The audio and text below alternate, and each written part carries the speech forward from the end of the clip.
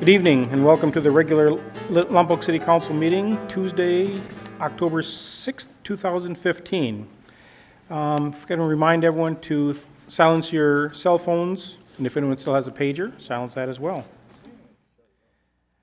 Madam Clerk, could we have roll call, please? Councilmember Mosby. Present. Councilmember Vega. Here. Councilmember Holmdahl. Here. Mayor Pro Tem Dirk Starbuck. Present. Mayor Bob Lingle. Here. Please rise for an invocation by Chaplain Dale Willis. I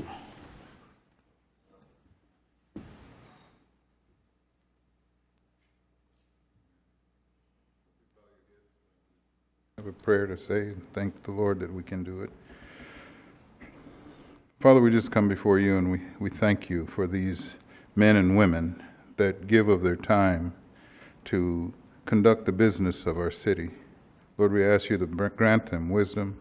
We ask you to grant them knowledge, discernment as they conduct this city's business. Lord, we thank you for this city and your blessings upon it. We know the city has its issues, Lord, but it is a wonderful place for family life. And finally, Lord, we just thank you and ask your blessing and your protection upon the first responders and police in our city as they put their lives in danger every day.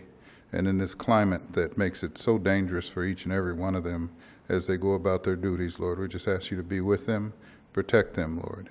And we thank you for the new captain. We ask you to bless him as he conducts his duties, and the new sergeants and those new officers that have come on. We praise you and we worship you. Amen. Amen. Please remain standing and join me in the Pledge of Allegiance. I pledge allegiance to the flag of the United States of America and to the republic for which it stands, one nation, under God, indivisible, with liberty and justice for all.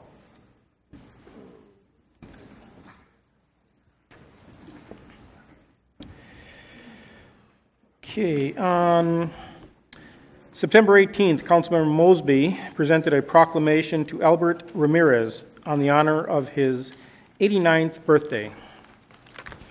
Thank you, Jim.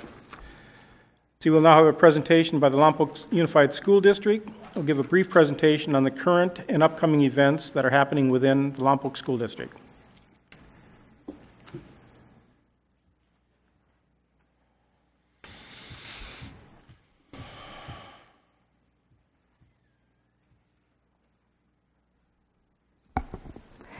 Good evening, Mayor, City Council, and staff. My name is Sue Copeland. I'm the advisor and for FPLA and the coordinator for the Cash Business Academy at Lompoc High School. And we came to share a little bit about what we're doing in our academy. First, we typically have some sort of an international entrepreneur or a well-known entrepreneur speak to our students. And we were very blessed this year to have Eva Blaisdell come and motivate and inspire our students earlier this year. But first I wanted to start off a little bit about our theory in the Cash Academy for helping our students think about entrepreneurship in the future. Do you all remember the telephone game? Okay. So we all started this when we were young, thinking, wow, what if? What if I could talk to somebody in the other room? Why not? Why can't I talk to somebody across the country? Why do we have to have cords? Okay? And what we want our students to think about is the what ifs. What if something else could happen? What if we had a space center? Why not have a space center? And then what if we had the space center, what would Lompoc need? Okay? What are new ideas? And our students don't get hung up on the hows. Okay? The hows come later. Okay? We have to be innovative in our thoughts, and that's what we're trying to inspire and work with our students on. So today, what you're going to hear, some of our presentations about what if? What if we had the Space Center here? Why not have some other economic opportunities here in Lompoc? And then the hows we'll work on. So it was an exciting time. The students had 45 minutes. They were grouped just randomly into groups of students, into 5 different groups. They came up with some astounding ideas, and we have a couple that are going to share with you their ideas. And again, this was a 45-minute what if and why not, and we're going to be working on the house. So we're going to talk about that, and then we also have a student, well, first off, my students, Zach Cross and Katie Pulliam. And Katie won an award last year for creating her business plan as a junior down at the Santa Barbara City College New Venture Challenge for creating a business plan, and she has started that business. So she's going to share what her business is about and her progress with that so far. So we're going to have Katie start with your business, and then, do you want to do that first? Sure. Okay. You can just talk from here. Right here. I'll move it. Here.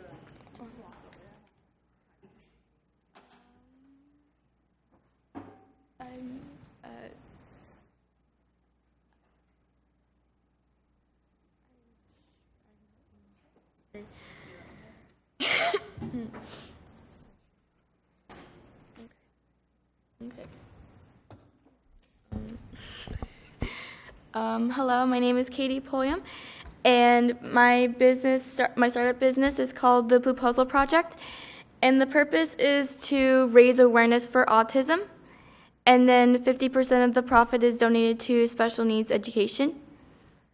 Recently, I've started selling my business and I'm selling T-shirts to raise awareness, and so this is what these shirts look like.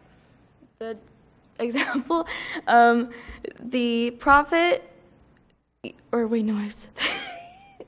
Sorry. What was it? So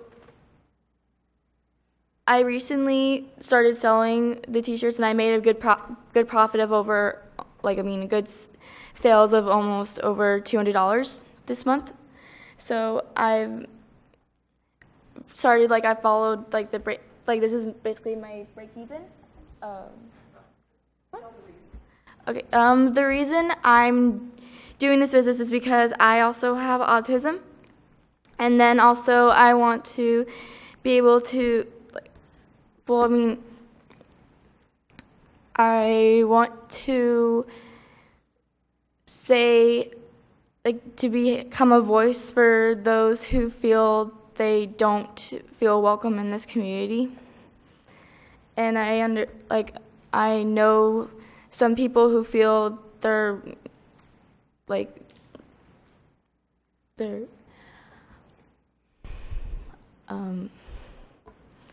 basically I just want to be a voice for those people who don't feel welcome. They feel embarrassed to have this disorder, but to me, I feel like I've dealt with it. I've dealt with having to feel like I'm different, but I've learned to realize that everyone's different. They have other abilities they can come up with. They have.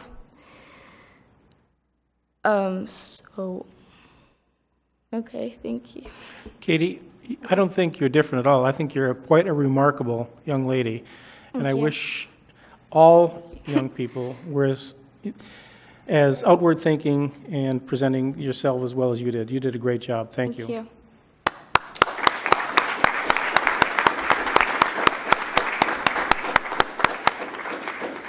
Okay, now Zach will share a little bit about a project that his group came up with. And Katie was in that group also.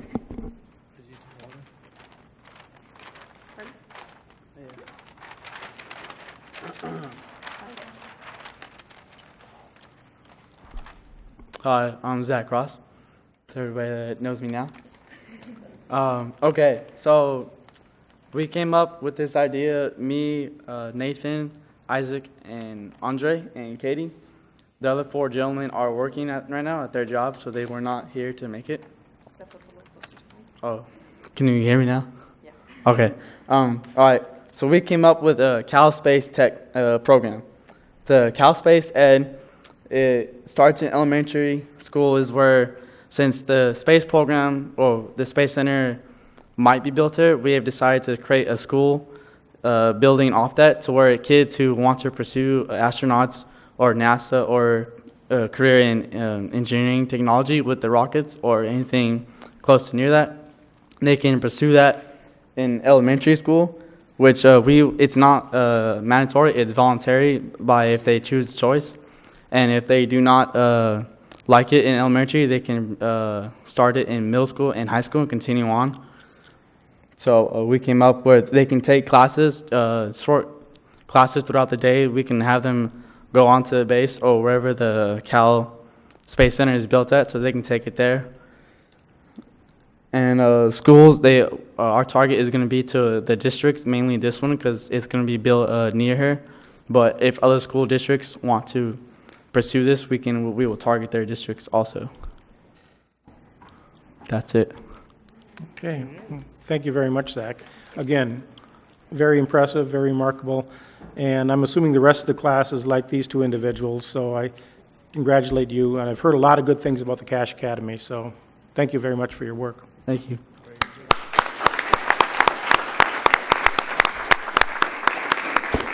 I just wanted to note the other 4 ideas that the students came up with. They weren't here to present. One was astronomic tacos, and this is to be built in an anti-gravity restaurant, and where there will be drones that will deliver the food instead of waiters. And this really caught the attention of our panel of judges because the anti-gravity may not be available right now, but we can definitely start working on having drones. So we're looking into that, of how we can work with possibly Allen Hancock College, who's working with has a drone program that's starting up, and figure out how we can deliver and have a new brand, a new way to deliver food. Then we also had the Spaceland, sort of like a Disneyland, but a Spaceland, and a Space Mall, and a simulator, space simulator that would have multiple different rockets that depending, let's see, there was a different severity level as far as how rough they would be, and you'd get to choose the era of rockets that you would get to be participating in. So those were ideas that the students came in with, and they did a great job presenting to our panel of judges. And I just wanted to encourage you and let you know that we do have excellent students here in Lompoc Valley with lots of innovative ideas. Thank you for this time. Thank you.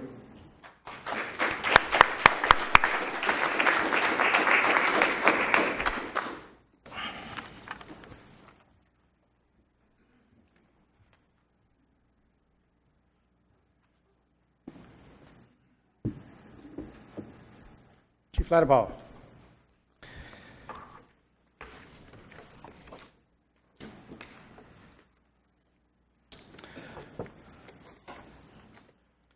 As you may or may not have seen on the news recently, we are currently celebrating Fire Prevention Week. And this is the proclamation, Fire Prevention Week.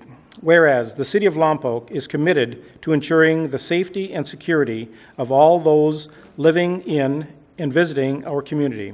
And whereas fire is a serious public safety concern both locally and nationally, and homes are the location where people are at greatest risk of fire. Whereas home fires killed 2,755 people in the United States in 2013, according to the National Fire Protection Association, and fire departments in the United States responded to 369,500 home fires. And whereas working smoke alarms cut the risk of dying in a fire by over half. 3 out of 5 home fire deaths result in fires in properties without working smoke detectors. Whereas 1/5 of all homes with smoke alarms, none were working.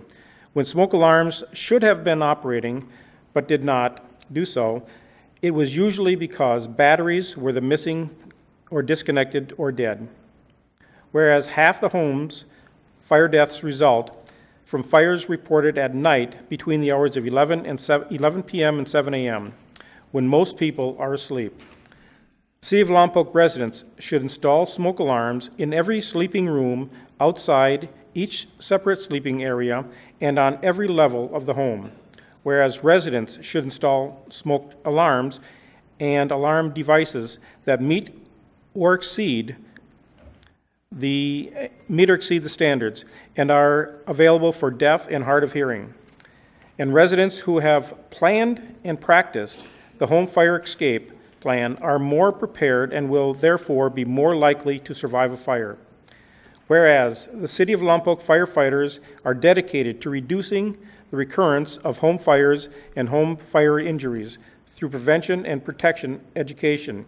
The Lompoc residents are responsive to the public education measures and are able to take personal steps in increasing their safety from home fires, especially in their homes. Whereas in 2015 Fire Prevention Week theme, Hear the Beep, Where You Sleep, every bedroom needs a working smoke alarm, effectively serves to remind us of the need of working smoke detectors.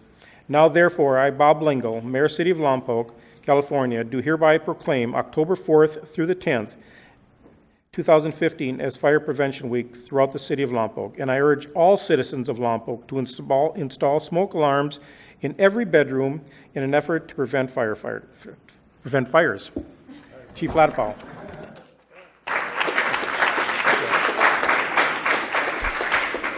I'm going for 2 pages next year. We're very fortunate. For those of you who came out and visited with us on Saturday, we had yet another very extremely successful open house kicking off Fire Prevention Week. We had roughly 750 visitors to Fire Station 1 on Saturday in a period of 4 hours, where we were able to share our message of prevention and safety. My ask for everybody here tonight is when you go home, check your smoke detector, see if it works. If it doesn't work, replace it or call us. We'll come out and do a survey for you. And this year, when you see the campaign, change your clock, change your battery, change your smoke detector, go out and get one of the new 10-year lithium battery sealed units so you don't have to worry about the battery going dead for 10 years. So be safe and thank you.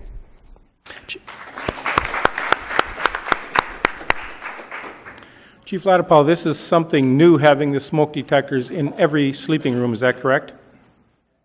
In the older houses it is. In our new construction it is required that they be in the hallways in every single sleeping room. However, homes that were built pre-1990, some of them still only have one smoke detector. And you're recommending, though, that we install them even in those homes in every room? Absolutely. I recommend retrofitting every single sleeping room, every level, and every hallway. Okay, thank you. And a CO detector if you have fossil fuel appliances. City Manager's report. Thank you, Mayor. I attended this past week the League of California Cities annual conference in San Jose.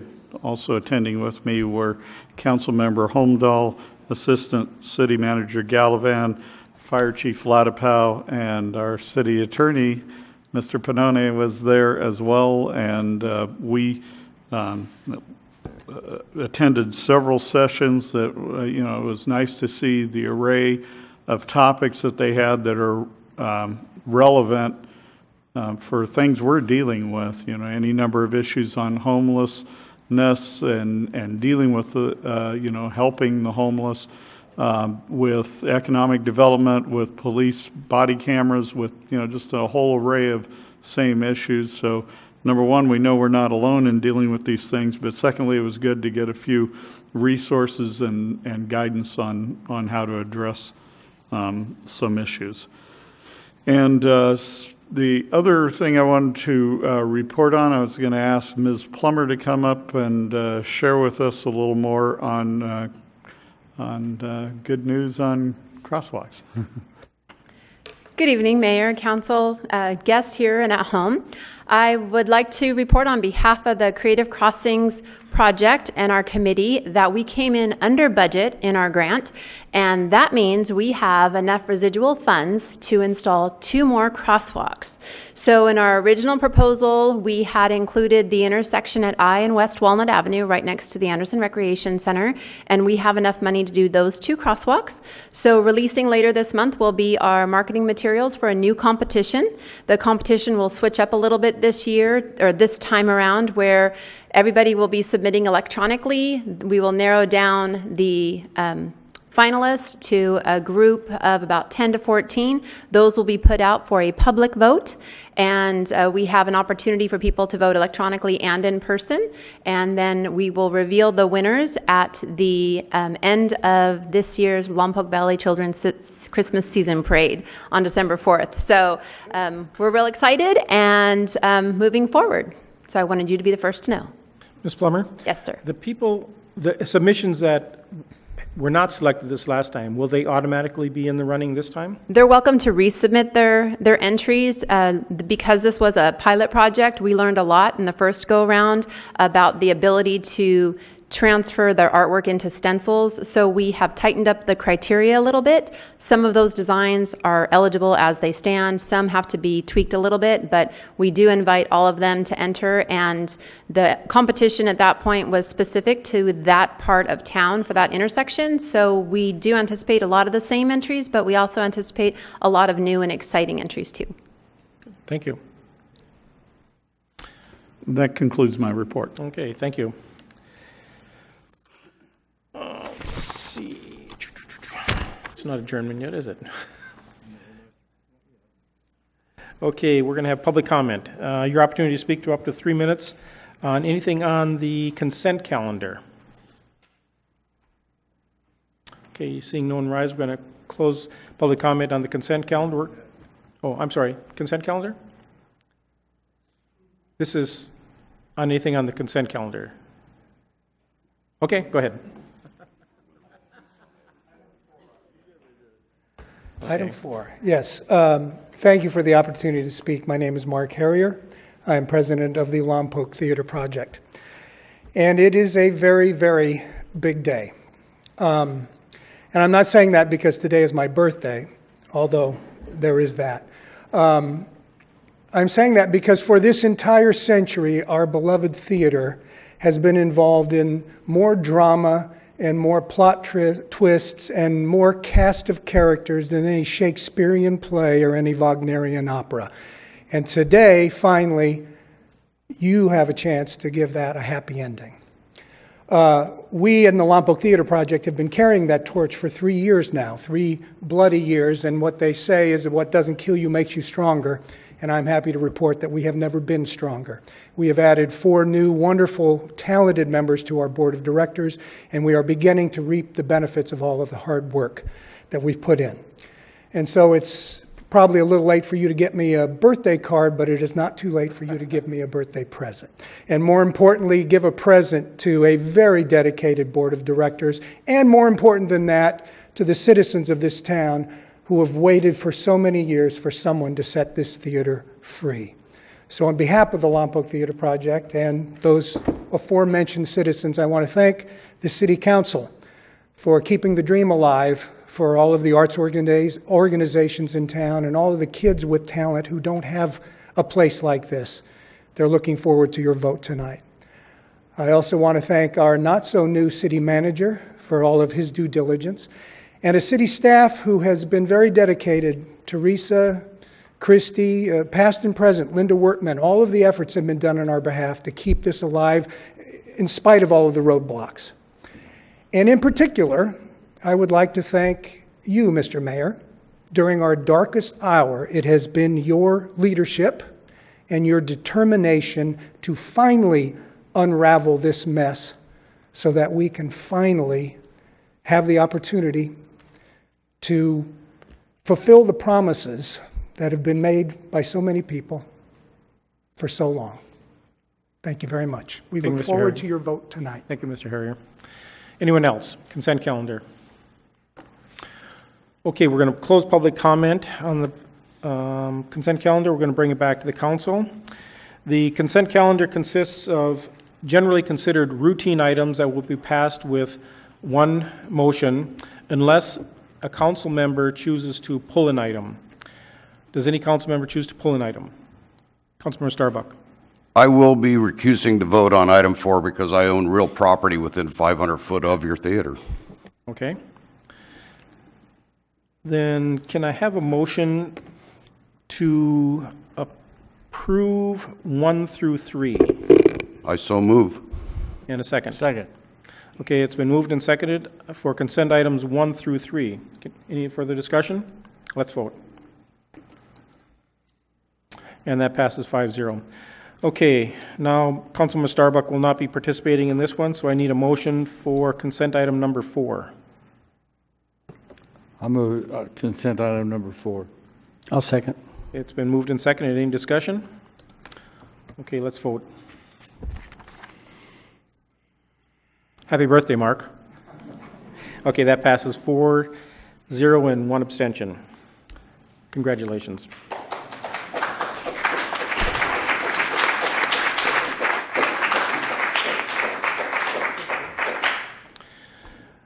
Okay, Chief Walsh, we have a presentation from Police Chief Pat Walsh on the update report on the Lompoc Police Department.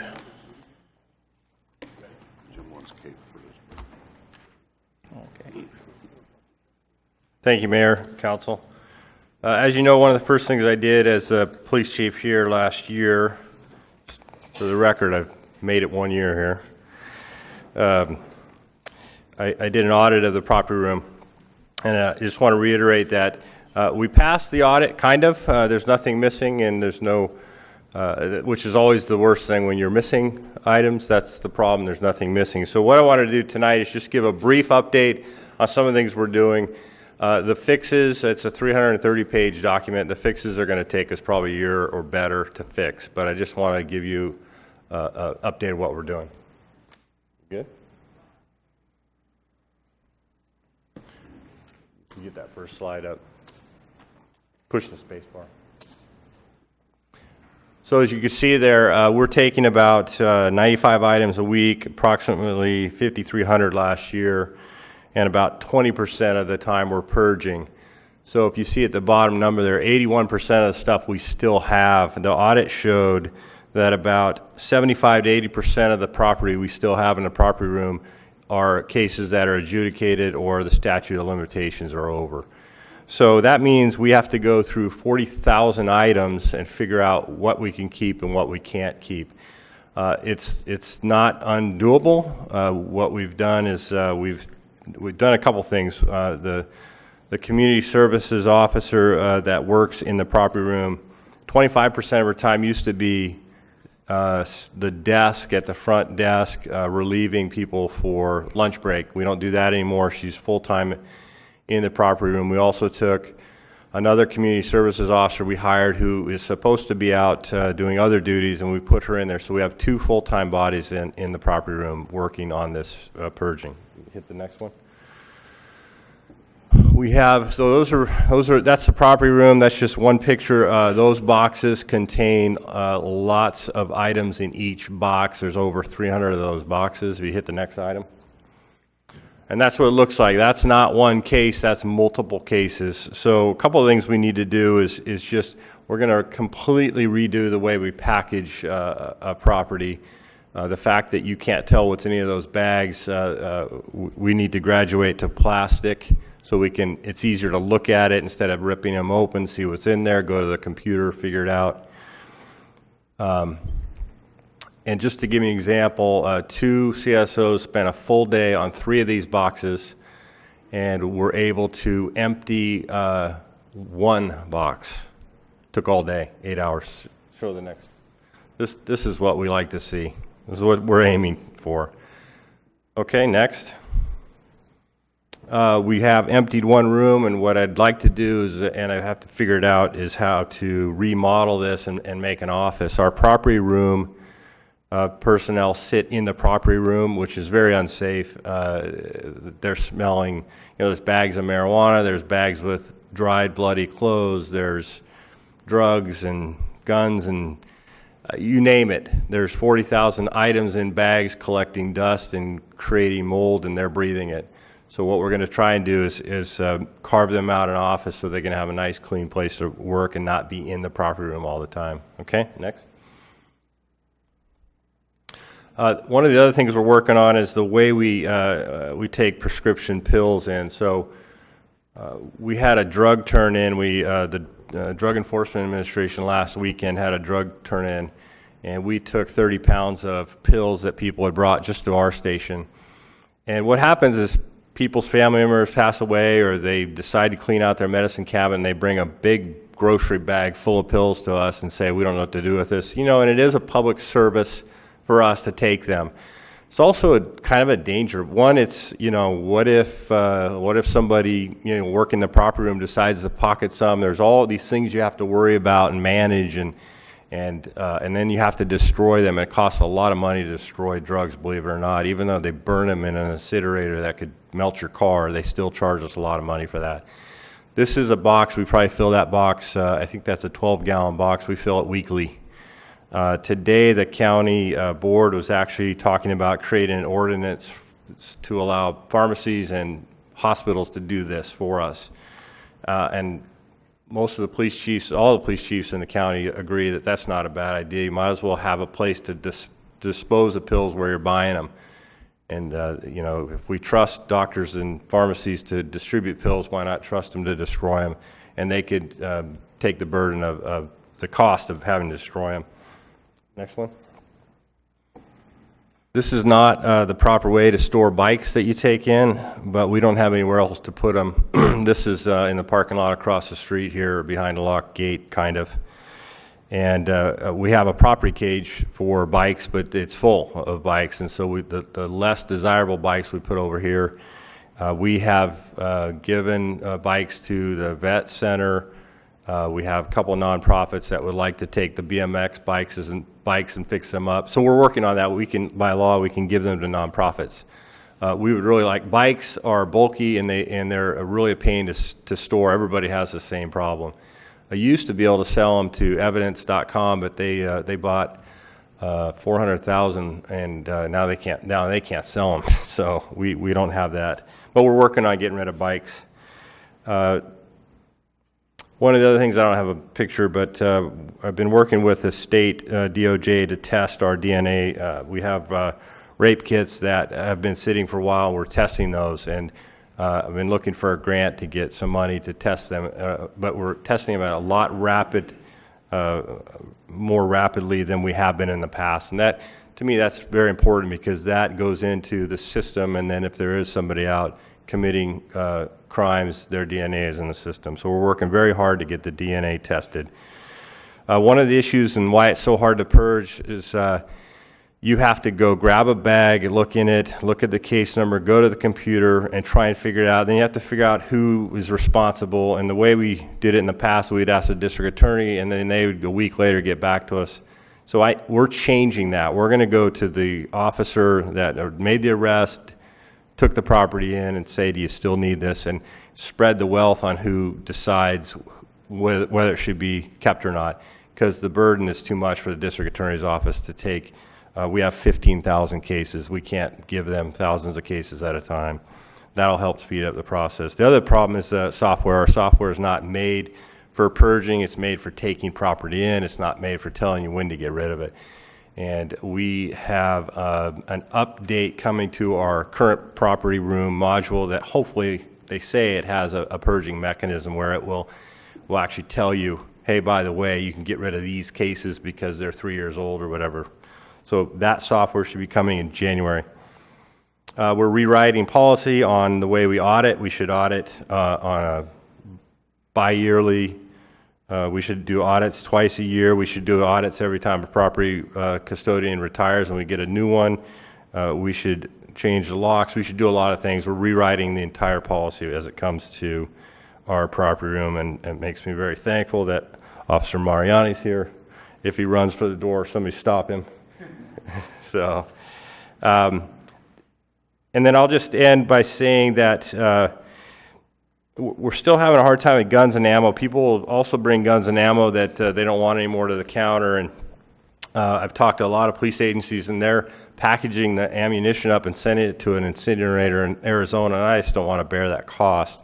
We got really lucky. We found a gun dealer that will take our ammo. He has a range, and the law allows me to give him the bullets. So he's happy, and I'm happy that I don't have a bunch of explosives in my property room, and that makes Chief Ladapow happy as well.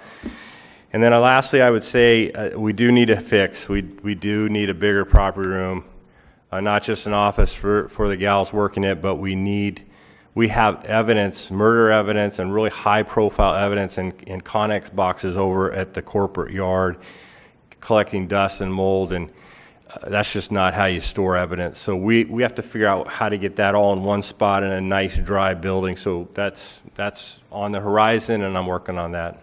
So that's it. Any questions? Just a comment, Chief. I want to thank you for addressing this issue. And it's not your fault because it's like this.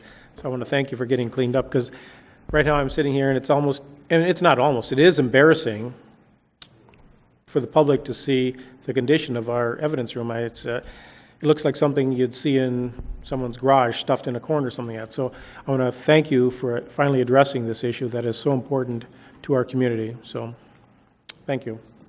Thank you. Anyone else? Okay, good. Okay, we are now going to oral communications. This is your opportunity to speak to the council for up to 3 minutes on any item that is on the agenda, or anything else you want to talk to us about. Just open? Open, yes. Ray Leslie, Lompoc. I want to comment on some of the problems I've been having with my water, and it's kind of been embarrassing to me and maybe to some of my friends within the city. I try and hold things to a good speech and try and keep it right, and I try not to get loud or messy with anything. And just the last time I was talking to our mayor, he said that Larry Bean had to throw me out of his office. And when I went down to Larry Bean's office, I went there to show him some paperwork is all that he had handed me that same night, that none of the numbers jived. And all of you guys have a copy of all that came from the Campbells. And that's the one that he had given me that night. And I showed him that the number sizes were different sizes, different thickness. And instead of saying, oh yeah, well, maybe that's something that I'll have to check on it, he started yelling at me. There was another gentleman right outside the office. I did not yell back. I did not say anything to him. So unless you really get your facts down, that I yelled at somebody or somebody threw me out of his office that you said, you should really know that. There's somebody else within the city who was standing outside. Maybe you could find out. But I don't think you've ever heard me yell at anybody down here, and I won't. I try and do things business-wise, and I always will. So again, that was real embarrassing. And I think a lot of this is because you just don't want me to have my rights of getting water at the price that you guys promised. You have no good paperwork that you can line up and show me. You don't have anything. A lot of the paperwork you said from Megalita up there has been lost. I don't know if the stuff that I have and everything has been lost too, that Larry Bean gave me, that come from him, should have come out of this office, but it was all jumbled up. And again, you guys have a copy of all that where you could look at it and you could take some time to really investigate where this paperwork come from. What is it? Who come up with it? How could somebody have the same paperwork with different lettering sizes, different number sizes, different looking numbers? Everything's different. I don't think copy machines do that. But anyway, again, it was just embarrassing, and I'm down here to let you know that I'm not upset about it with a lot of it, but I would wish that you would get it together and do a little bit better job. When I hand you this paperwork, I was hoping that I could get something back and you guys would say, hey, yeah, this is really messed up, and we're going to find out whether we can get you some real paperwork. But nobody's come back with me with anything. I'm just still waiting for you guys to make up your mind. I've got some other stuff that I want to talk about, but it looked like I won't have time. But a lot of the people in town here are getting good deals on water and we're not. Mr. Leslie, what I'd recommend, because we did show you the paperwork that we had. You disagree with what we showed you because you say it has different types and everything else. We got that paper directly from the county clerk's office. So I'd recommend that you go to the county clerk's office, get a copy of it so it doesn't come through us, and I think you'll see that what we showed you is exactly the paperwork that we obtained from the county clerk's office. And that way, you won't be able to, you'll see that we didn't jimmy up anything, we didn't make up any paperwork. Go to the county clerk's office, get your copy directly from them, and I'll see. Well, one thing you know, that if you're doing a document and all the paper you're using that day is green, more than likely it's always going to be green. If the letters, when you're doing something and that's the same documents, it's the same question, same answer, same all the stuff, and there's different size of things there. It never was. Okay, and again, I recommend you just go to the county clerk's office, get it directly from them, and I think you'll see that it's exactly what we showed you. So that's what I'd recommend you doing. Next.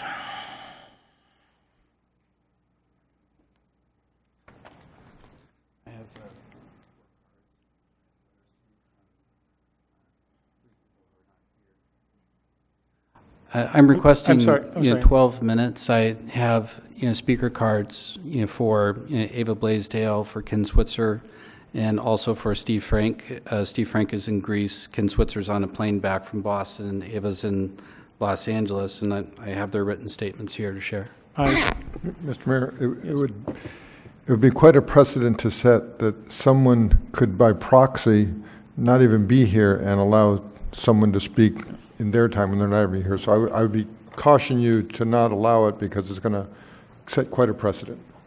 And I agree. I'm sorry about that, but if you want to leave their statements with us, 6 minutes? just you get 3 minutes. All right. I'll do my best. So this letter is from Ken Switzer. Ava Blaisdell, she's in Los Angeles because she is meeting with corporate consortium members about next steps. Ken Switzer, who is on a plane back from Los Angeles, shared this. As a realtor for Berkshire Hathaway advising on real estate matters for the California Space Center and an early on advocate for this Lompoc project going back a year and a half, I'd like to both ask some questions and give my comments at this critical juncture. I've seen up close every step of the effort from the initial groundwork led by Ava Blaisdell and the RFQ issuance. And the next paragraph is very eloquent and basically says everybody has the same interests, that we all want to have a space center. And then it goes on to say, in this regard, I know that dozens of pages of very specific answers were given by the CSC, along with many attached exhibits to answer point by point the RFQ items requested in 30-day and 60-day milestones outlined in the NA. I've also seen a list of 14 items the city staff asked to be corrected or completed based on the review of SC submittals. A question I have is, was there ever a direct communication between staff and CSC to describe these concerns and have them explained person to person? And if that effort hasn't been done yet, will it be done in the next 4 weeks to allow the California Space Center to understand specifically what will suffice or not suffice to meet those goals? Issuing a public notice of default over a process issue was not expected by the California Space Center, as opposed to a simple back and forth direct communication as to what was deemed missing in the eyes of the staff. And there's another page that's really great, but I'll move on to Steve Frank. Dear Mayor, Lingle, council members, et al., I would like to add my comments to Ken Switzer's and will broadly focus on the financing aspect of the challenge ahead of us. Let me speak to the recent notice of default issued on the 16th of September 2015. You have a fiduciary responsibility to Lompoc taxpayers to ensure this project is well managed and ultimately successful. Some of the 14 questions are quite straightforward and we can easily answer them. And you have brought clarity and succinctly distilled some of the key issues in one document. So let me thank you for that. But on the other hand, some of these questions are premature. In fact, they would unfairly force us into making hasty, impulsive, and hence uneconomic business decisions. After the ENA DDA process, our core assumptions include 1 year for plans, permitting, and 2 years of construction, with an opening in the third quarter of 2019. This is essentially a 4-year process with the following estimated costs, and they add up to $460 million. And then after it's been operating. Go ahead and continue for 2 minutes. Okay. 2 more minutes. This is a very ambitious undertaking. By year 5 of operations, e.g. year 2024, we are projecting core revenues of $265 million, a net operating income of $115 million. I have the following questions and issues. I don't doubt that the city would like more clarity regarding some of the financial aspects of our joint endeavor, but I would have expected to answer some of the financial questions at day 210 financial pro forma milestone and the day 240 preliminary financial commitments milestone. It is much too soon to identify our construction manager and general contractor. We'll be sourcing and raising close to $400 million, and it is also simply impossible to identify the financial partners now to a process that will unfold over the next 2 years. We will require a diverse set of funding sources. They will come in time. We're not building low-income housing. I will be happy to spend as much time as necessary with the local consultant and others to show him or her our progress thus far.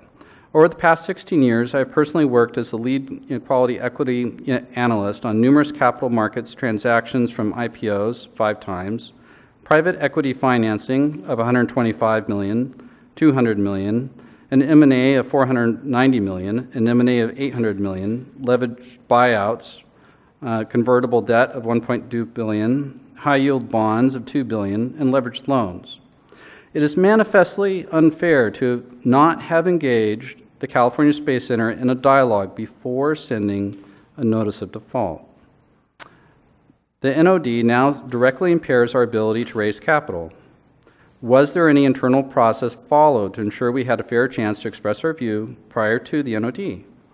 We assumed there would naturally be questions leading to back and forth between the parties. We would have hoped that an NOD would be the last reluctant step the city would undertake. Okay, thank you.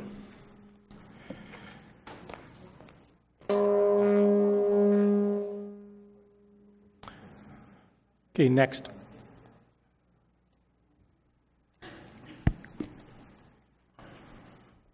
Hello again. I wanted to pretty much say, Sue Copeland, and I wanted to agree with what was just said. I agree with all of that. I was really disappointed at the last council meeting when the announcement was made to the public without any conversation first with the California Space Center group. I think that there's been a lot of speculation by everybody all over Lompoc, most of it negative because of that.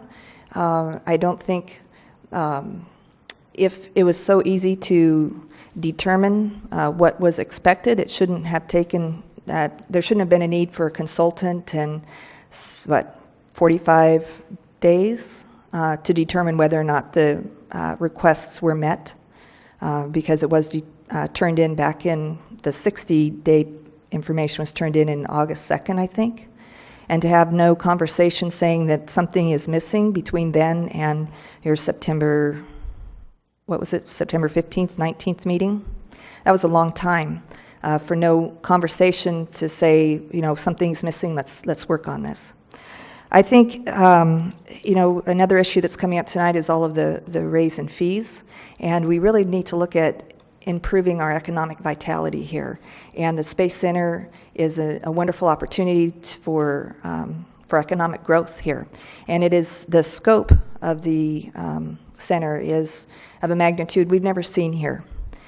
So let's take advantage of this. Let's work together in a friendly environment and be encouraged. Encourage each other and encourage the California Space Center group to continue. Thank you. Thank you. Next. My name is Paul Ramft, and I'm here to talk about this. Apparently, a man came to Lompoc to open up a business. He found a building. Sir, speak toward the microphone. He talked to the owner, made sure that all the permits were accessible and ready to go. The man sent his money off to the county to get his permit from them. The county told him he had to go get the building inspected by Stanley Hart. The man went down there. Stanley Hart refused to go and inspect the building. He said, "You have to get a professional."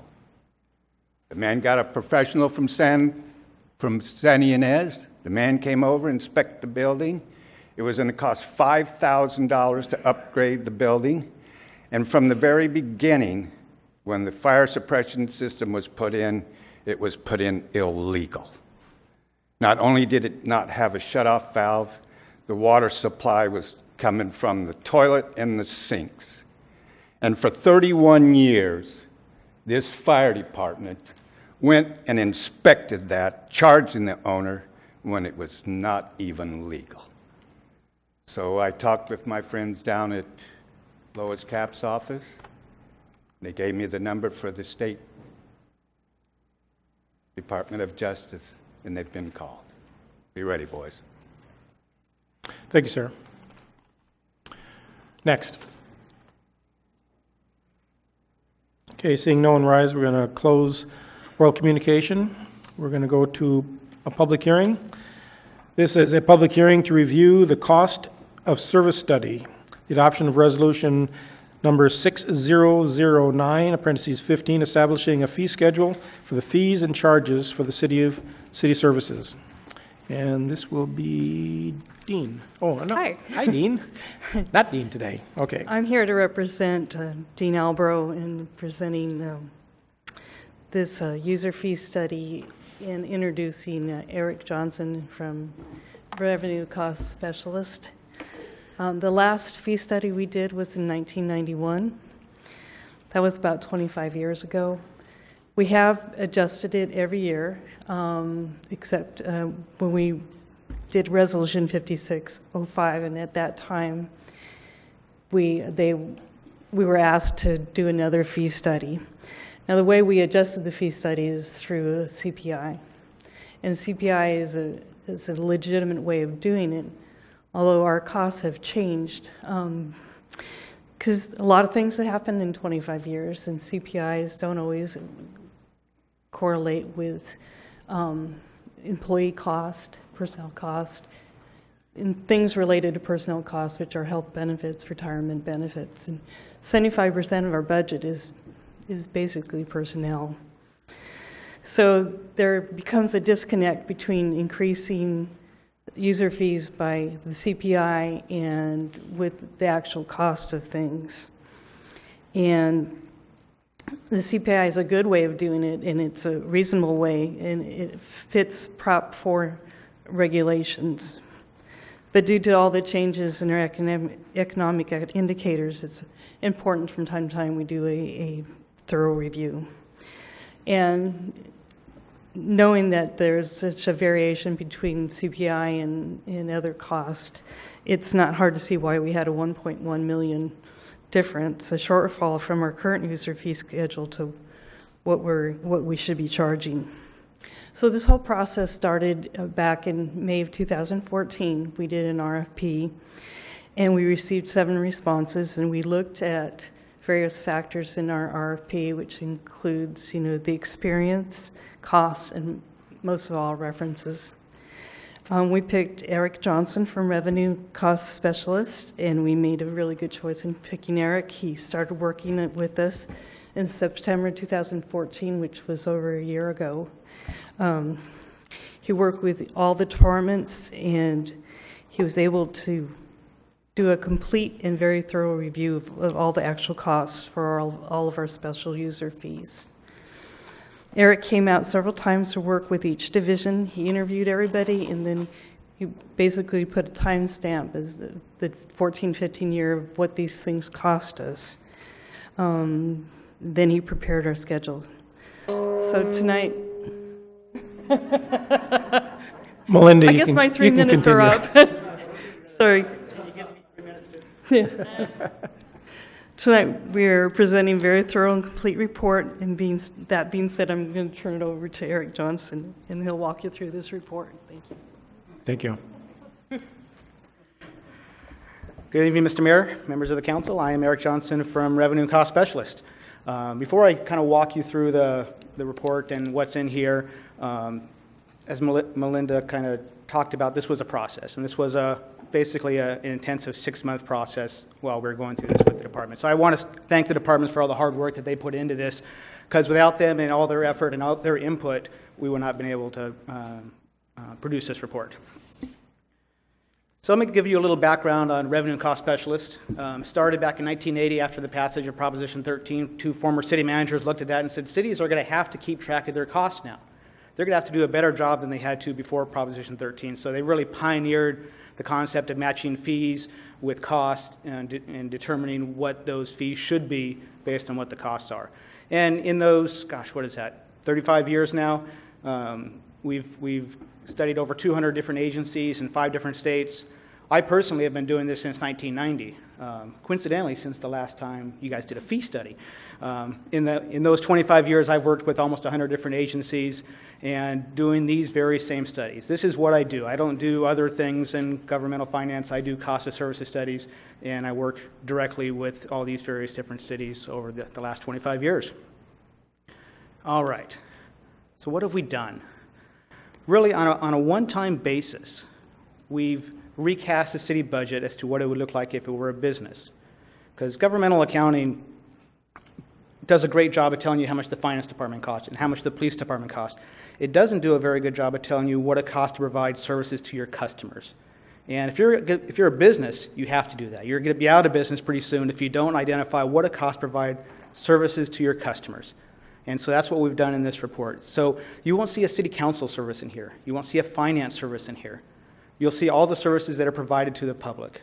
And they're going to be fully loaded services because there are, of course, all these administrative support costs, whether it be city manager, finance, or personnel, or facility maintenance, or vehicle maintenance, all these support costs. It's just like when you go to the grocery store and you buy a can of corn. You know when you buy that can of corn that you're paying for the farmer, you're paying for to be able to get that corn to the distribution plant, you're paying for it to get it to the store. You know that you're paying for the person who put it on the shelf. You know you're paying for that checker. It's that same principle, that same business principle, that the cost that's loaded towards the customer is the cost of providing that service. If you don't do that as a business, you're going to be out of business. And so that's what we've done here and on a one-time basis. This is a snapshot in time of this is what it costs today to provide these services to your customers, to the public. And we've also matched revenues to costs, because again, if you're a business, you're not going to stay in business if you don't match revenues to what the costs are. And of course, as a business, you're allowed to make a profit. We're not making any profits here. We're just saying what are the revenues and what are the costs to providing those services. So how did we do it? Like I said, this was a process where it starts with what are the services we want to take a look at, because we're not looking at just the fee services that we broke out here. We're looking at every service that is provided by the city, whether it be a service that I may call a fee service, or it may be a community-supported service, those things like police patrol and fire suppression and street maintenance and park maintenance, services also that you're not going to charge a fee for, and also administrative services. So everyone has to be somewhere doing something in either administrative, personal choice, or community-supported services. And so once we established that service list with the departments, we then sat down and identified who's providing these services, how much time does it take, how many of them are you doing? And that was an iterative process. We went through that again and again and again until we all felt comfortable that that time data was an accurate reflection of where staff was actually spending their time. And we allocated out 100% of staff time, not 90%, not 110%, but 100% of staff time. So as we're going through this process of how much time does this planner spend on a conditional use permit, or how much time does this building inspector spend, we added all that up, how many of them are you doing, and looked at that time. Have we allocated out 150% of somebody? Well, let's go back and take a look. What have we looked at wrong? What is wrong with that picture? If we've come back and said we've allocated out 50% of somebody, does that make sense? And if it does, what else are they doing? What are the other things that they're doing that may not be fee related? So it was that iterative process that we sat down with staff 3-4 times going over that time data until we all felt comfortable with it. So then on the cost side, we have the city budget, of course. We have the city prepared cost allocation plan. We have people's actual salaries. So we used everybody's actual salary, the benefits that they're receiving, the share of budgetary expenses, as well as overhead. So we developed a fully allocated hourly rate for every position in the city, a billing rate. Salaries, benefits, operating expenses, city overhead for costs like city council, city manager, finance, facility maintenance from the city prepared cost allocation plan, but also departmental overhead and divisional overhead for the supervision that's being provided at the departmental and divisional level, so that we have a fully burdened billing rate for every position in the city. We then reviewed all the services that we've identified and said, okay, which ones are community supported, which ones are personal choice. And the personal choice may be services where you're not currently charging a fee, but you could be charging a fee. And so ultimately, if you're going to charge a fee and how much that's going to be is going to be up to the council. But we're making certain recommendations, I'm making certain recommendations that certain things that you're not charging a fee for today are personal choice services and you should charge a fee for.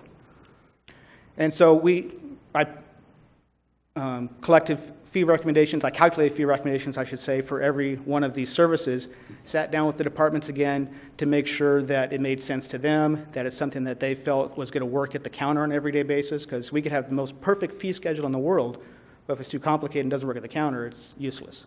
So we wanted to make sure that what we're proposing is something that makes sense. And so I want to be clear here that everything you see in here is based on what it costs the city of Lompoc to provide these services. We didn't look at what it cost other cities to provide services. We didn't look at what other cities charge for the services because, to a large degree, it's irrelevant because these are your costs. Now, we want to make sure we're in the ballpark, and part of that comes from my experience of doing a lot of these as we're going through various different steps. I know how long it should take to do certain steps, and if it takes longer or shorter than what I feel comfortable with, we'll have those conversations. Sometimes it does, and sometimes we will make changes. But that's part of the conversation, and that's part of the experience that I brought to the table as far as what is a reasonable amount of time to provide these services.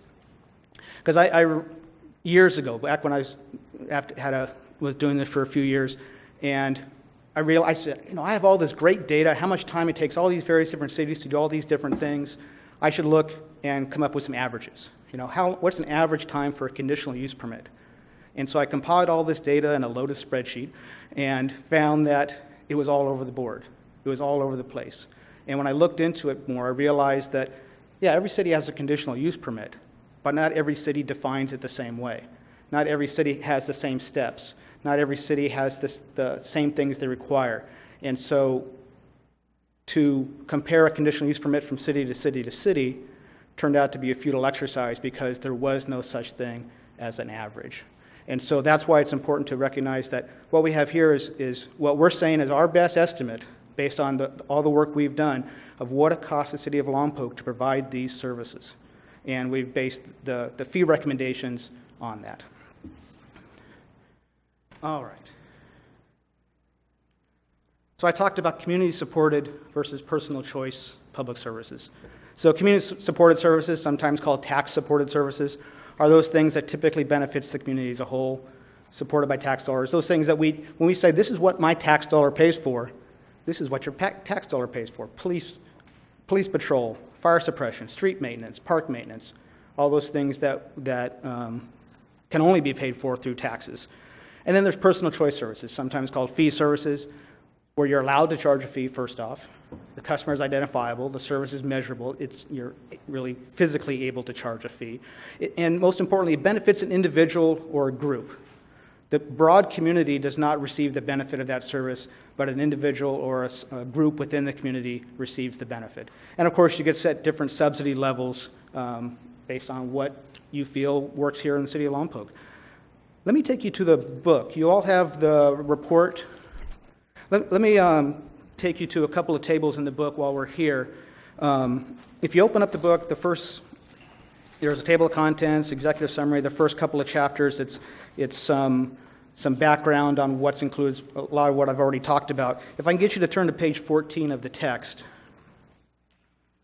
you'll see a Schedule 1. And so this is our list of the personal choice services. And you can see it's grouped by community development services, and as you go through, it's housing and public safety and leisure and cultural, maintenance and enterprise and administrative services. And so you'll see the service, the cost, the total annual cost providing these services, and you'll see next to that are what's paid for through fees, the current fee that you're currently charging, and what's paid for through taxes. Because if the fee doesn't cover the cost of providing that service, the only other place it's coming from is taxes.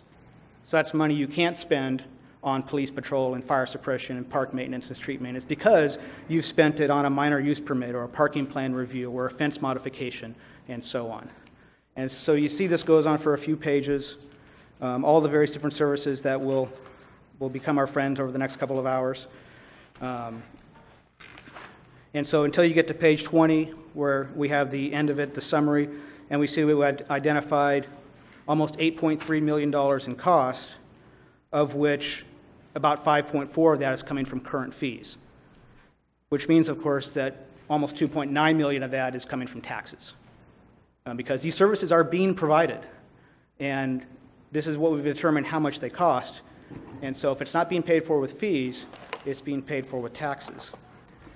If you look on the next page, page 21, as I said, we also identify where the community-supported cost.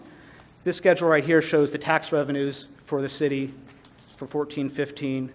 I've also included down at the bottom, you see the utilities. We're not doing a utility rate study, so it's not part of our personal choice services. But it's not, of course, a tax, but I had to put it somewhere, so I put it on this tax-supported schedule. So we have a total of about $77.4 million in revenue.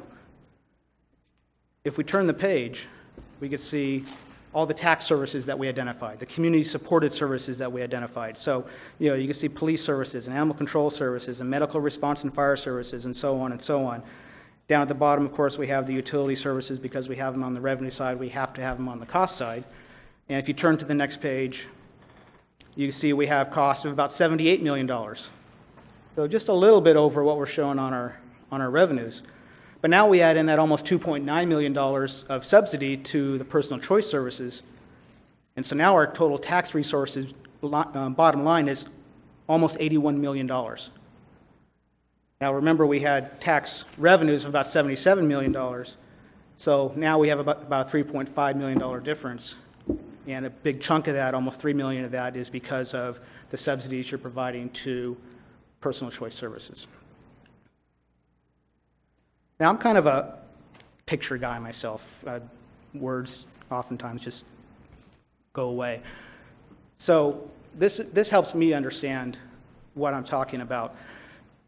Because of Proposition 13, well, we have taxes. In local government, we have California local government. Pretty much we have taxes and grants, and we have fees. That's, when it comes down to it, those are your two big pots of revenues that you have available to you. So taxes and grants, that upper left circle, revenues, we know that Proposition 13 limited property taxes. You have very little control over property taxes, and subsequent propositions have put even more control over taxes. So that's a pretty limited circle.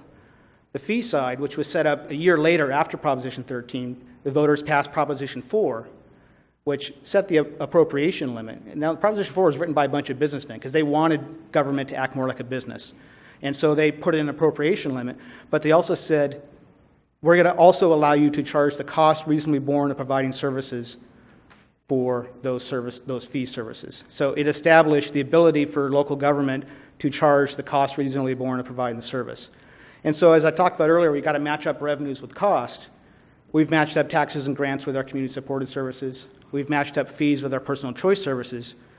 But as I mentioned, to the extent that it doesn't cover the cost providing the service, you have a leakage of tax revenue that's being used to support personal choice services and therefore cannot go down to support community-supported services. And so there's that almost $2.9 million annual subsidy of personal choice services. Now, as we go through here, you're going to see that if you take all the recommendations that I put in this report, I'm estimating you can get about $1.2 million in new revenue on an annual basis. That's a lot less than $2.9 million. So what I'm saying is that there's going to be that difference between 2.9 and 1.2 that you're probably going to continue to subsidize. And we'll go through and I'll show you where those big subsidies will continue to be, but it's going to be recreation. It's going to be things in the police and fire department like false alarm. They're fee services, but you only charge them after the fourth response. And so there's going to be that level you're subsidized. So there's going to be certain things in here that you're going to most likely continue to subsidize, even if you accept everything that I've put in here. And so let me kind of show you that real quickly. If you go to page 29 of the text, so chapter 4, we've got tables now which are the same services, and you'll see that the total fee revenue, and you'll see that same total cost, and now total subsidy. And so you'll see what percent recovery of the cost it's actually recovering for all the various different services, what we're recommending, in most cases 100%, and what the possible new revenue is. And so with the possible new revenue, I'm trying to be as conservative as possible. I'm trying to, if I'm going to miss a mark, I'm going to miss a mark on the low side. And so there's certain cases in here where I've tried to be as realistic as possible and say, okay, I don't think we're going to recover those costs, but I think you should be able to get to this number. So you'll see different estimates in there. There'll be certain things in there that you may do one of these every 5 years. We still need to cost it out, but we're certainly not estimating any revenues from that. You'll see on this table there's certain things that are NA. We didn't cost them out because they are, when they do come in and they're rare, they're going to be something that we don't know how much time it's going to take. A general plan amendment, a brand new specific plan. It could take 100 hours, it could take 1,000 hours. The important part of that, though, is the fee that we're recommending, and the fee that's currently in place, actually, is actual cost recovery. So when these big ones come in, these NA ones come in, it's going to be on an actual cost recovery basis where the applicant is putting down a deposit. And that's currently how the city's doing it, and that's going to continue. Let me take you through one of these and kind of how the detail flows through in the report. You'll see the first line there, we have minor use permit. $5,200 in revenue, $8,800 in cost. If you go past the text, so past 46 of the text, you'll come to Appendix A. So mark your place there on page 29, and go to past page 46 of the text, you'll come to Appendix A.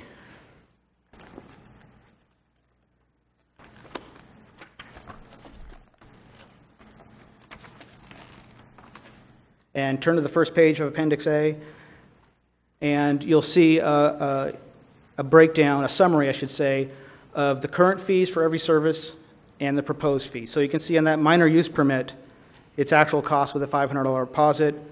We're recommending a mixture of a flat fee and a deposit to recover all the cost.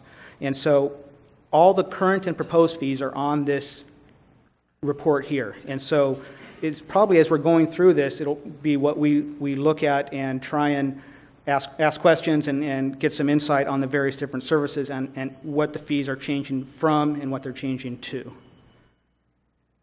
Now, past Appendix A, past page 31 of Appendix A, will be Appendix B.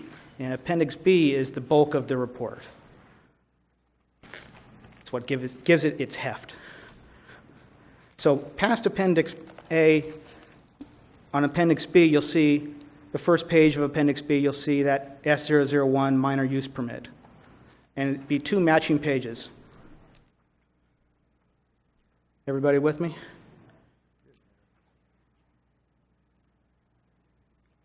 Okay, so like I said, past page 31 of Appendix A, you'll come to Appendix B, and there'll be two matching pages.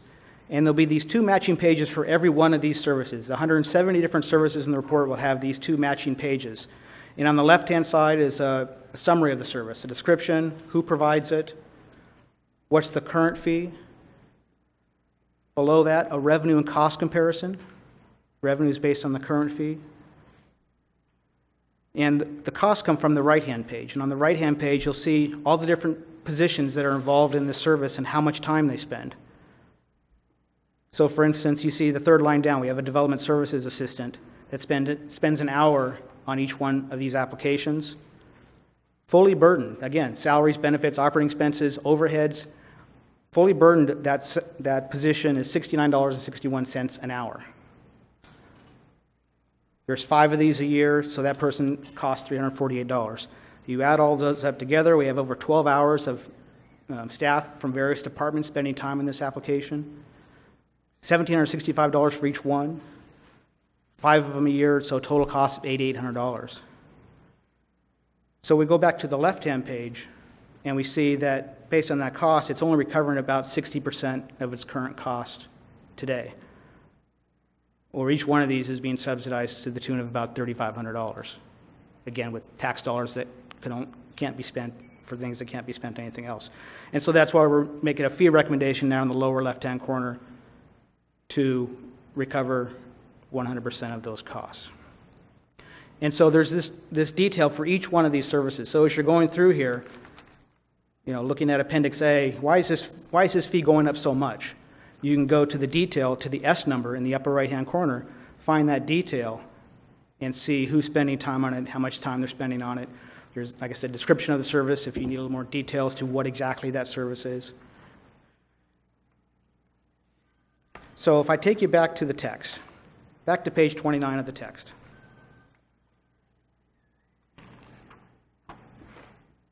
And actually, we turn to page 30.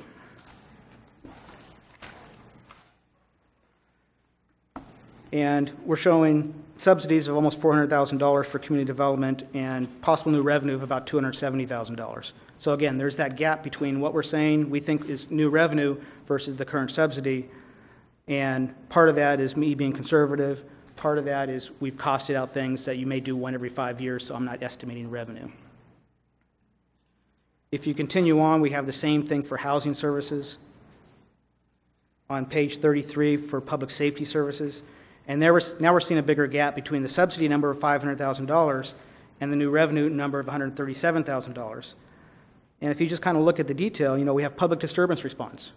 It's a fee service, but it's really a fee that's meant to encourage good behavior, so it's a fee you're probably not going to really charge. It's more important to have it there, but we still identified that cost. So a subsidy, but not a fee revenue. Same kind of thing with police false alarm response. It's hopefully something you don't charge very much. We're certainly not going to estimate any revenue. So it's those types of things why we have that difference between that $2.9 million number and a $1.2 million new revenue. Leisure and cultural services, I'm hoping we can get into more discussion about leisure and culture because they are completely different. We can't just say for adult sports programs, it costs $400 per participant. If you charge $400 per participant, you're not going to have an adult sports program anymore. So we're going to need to hear from you what is an appropriate level of subsidies for the various different services. And we've made some recommendations and grouped some things together, but it's going to be a completely different discussion than all the other services that are in here. And I hope we have time to be able to do that. If we continue on, page 41, enterprise and maintenance services. So this is a lot of the smaller electric, water, and sewer stuff, not the rates again. So meter installs and delinquent utility turn-on, turn-offs. So there's going to be that there also. Continuing on with administrative services, where there's going to be a small gap there also. So until you get to page 43, where we have a summary, where we can see that $2.9 million number, and you can see where it comes from, and you can see the $1.2 million and see where that comes from.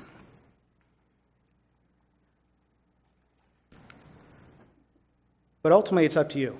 You're the elected representatives of your community. Our goal in this project was to identify the full cost for all the services provided by the city. We've done that.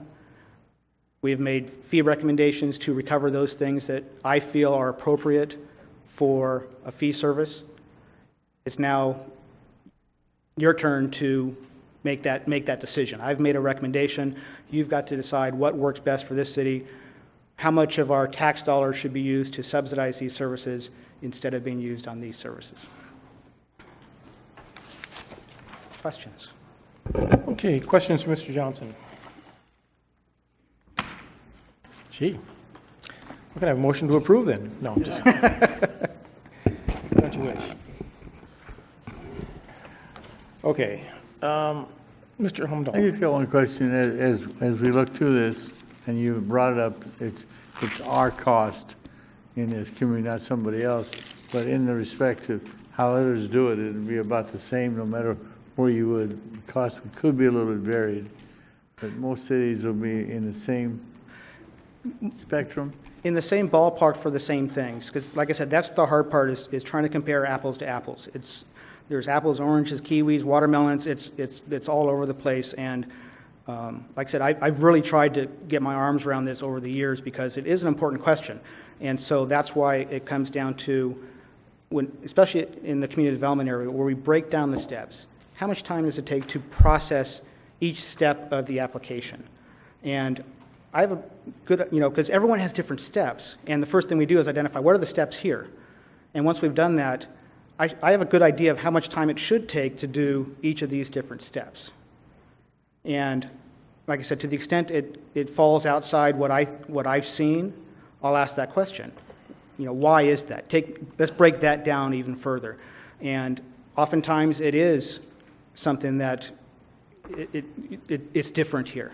And it's not just Lompoc, it's different.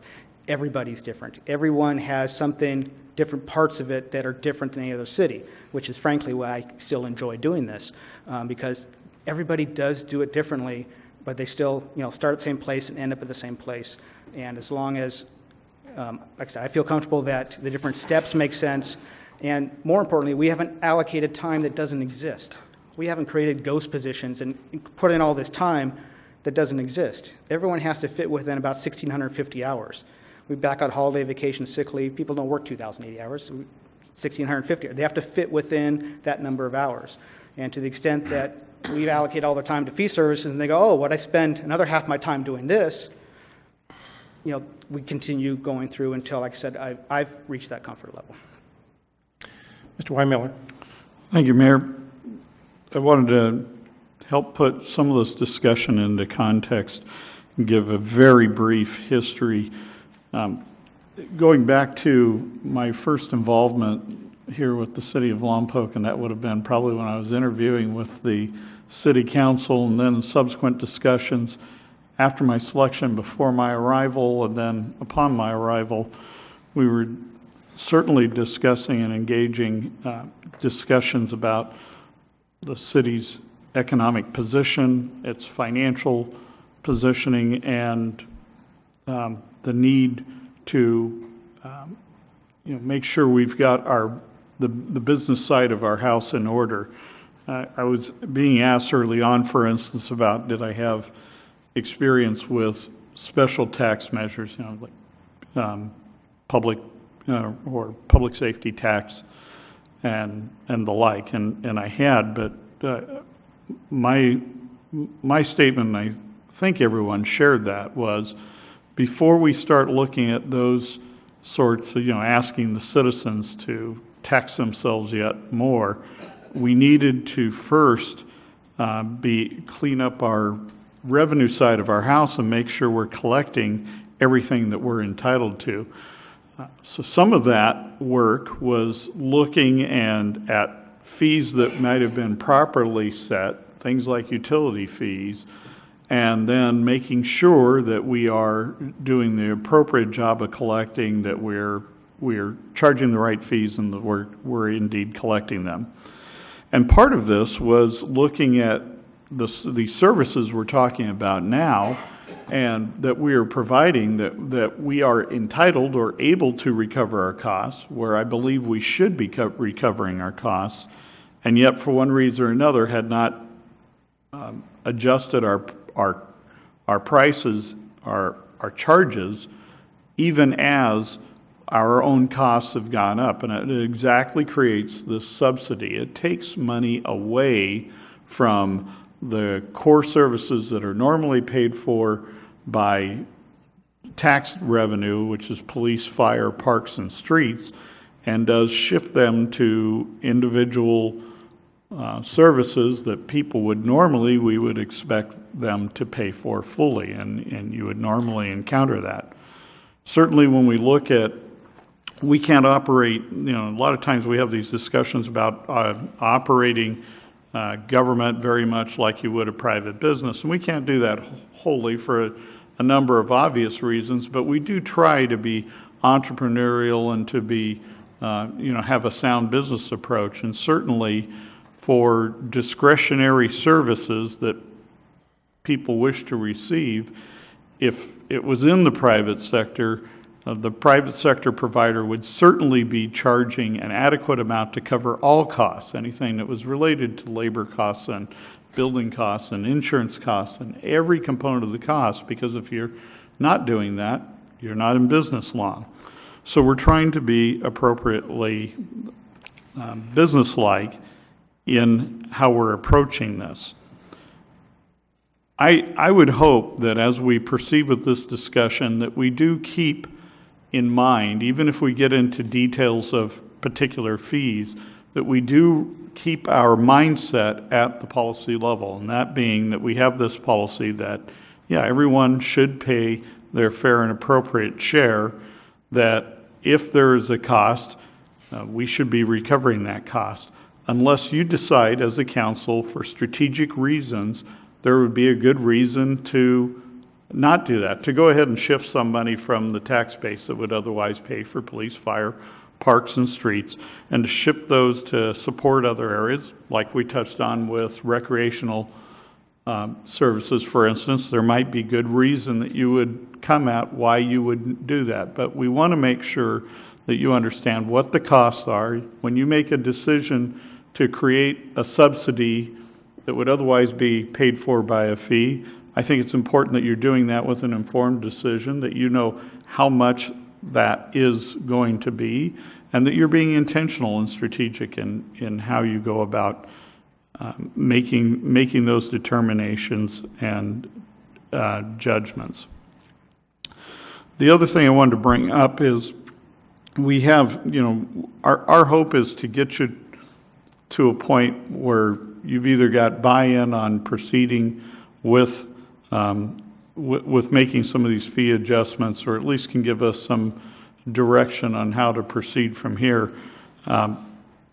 I definitely want to, we'll probably be bringing this back in 2 weeks in the next meeting, because we'd like to do a little cleanup on the exhibit that goes with the action we're going to be asking you to take in terms of adopting some of these fees. So we do have a little bit of cleanup we want to do. So even though we might not move you to the actual motion tonight of adopting fees, what I do want to encourage you to do is to keep that discussion, that even when we get into detail, that we do keep the policy in mind of fees covering services, and that this is the appropriate right thing to do. Just one other thing I wanted to touch on was this concept of comparing our costs to other cities' costs. The important caution I always give in that is we can validate what our costs are, our procedures, and the like. We have no way to validate for other, quote, comparable cities what sort of procedures they may have followed or not followed in setting their pricing. We don't know whether they took the approach of trying to do appropriate cost recovery or not. We don't know about the soundness of their process or how far behind they were. For some of our charges that are 25 years old, I would certainly hope they're not making making their business decisions in other cities based upon the fact that we haven't touched ours in 25 years. That wouldn't be representing their citizens too well. And so that's an important caution. We really do. Our biggest focus is on our costs here, and those other costs, how they might exist in other communities, whether they're higher, the lower, or the same, really a lot of times becomes irrelevant, as Mr. Johnson said. So I just wanted to add those thoughts. Thank you. Thank you. Councilmember Mosby. I don't know where to start here exactly. We got a book, mind you, that we got on Thursday or Friday, 400 pages to digest and go through, a lot to process. I spent most of my Sunday going through it, and I even went all the way in the back and read the Appendix D back in here, which nice. I don't know if I was necessarily supposed to, and Appendix F back in here. It's a lot to digest, a tremendous lot. It's a lot to ask the community to accept as well. I've only had a chance to get out there and talk to a few people. I haven't anybody jumping up down doing cartwheels about this. And I think it's a very serious movement to make. it might be the appropriate thing to do, but let us come to that conclusion. All right, so let's not jump to the next movement on that. There's 3 conclusions that you offered us to come through on these. One, which is to accept, which you have. Another one is to continue the subsidy. And the other one was to potentially modify the service that applies, that comes in.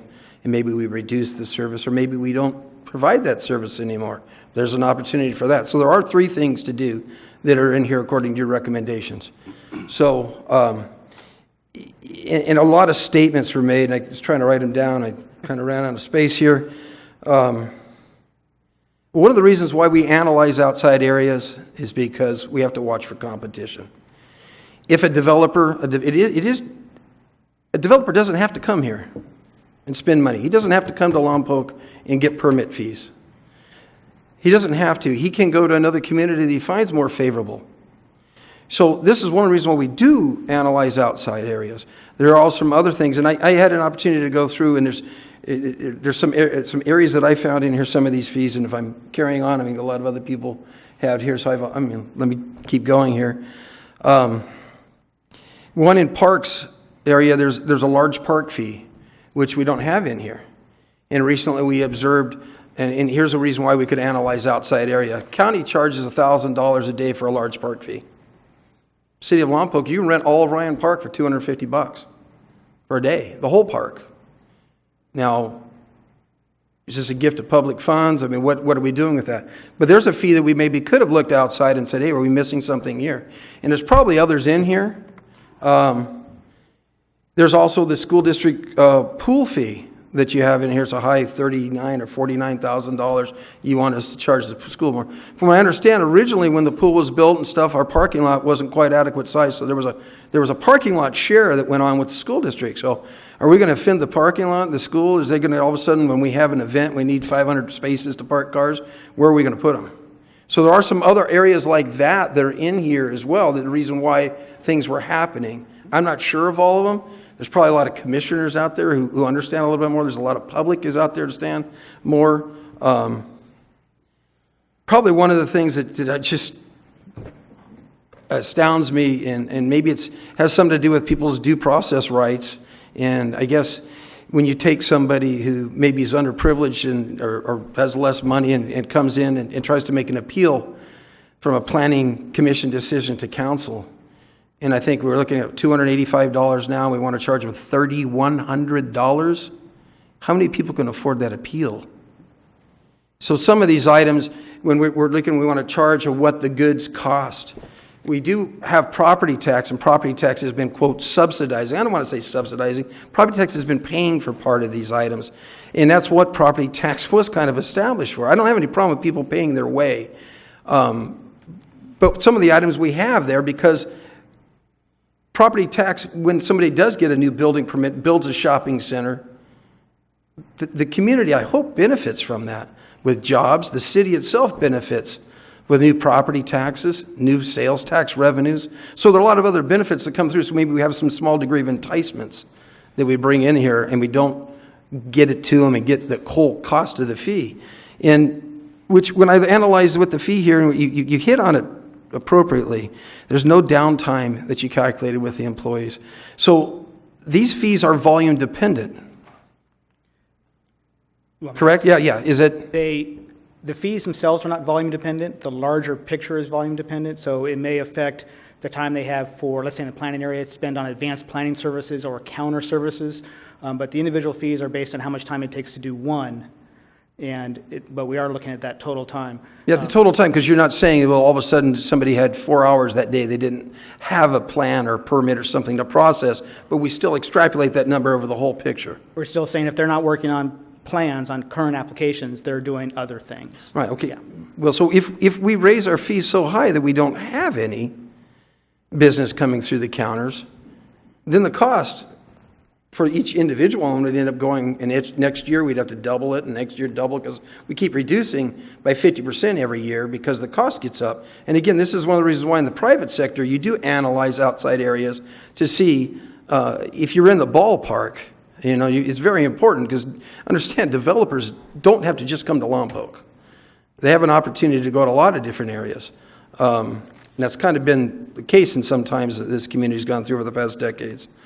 In that case, competition is relevant. I'm not saying we jump on board because they're charging this. We definitely do that. We analyze, rationalize, and come to a conclusion. I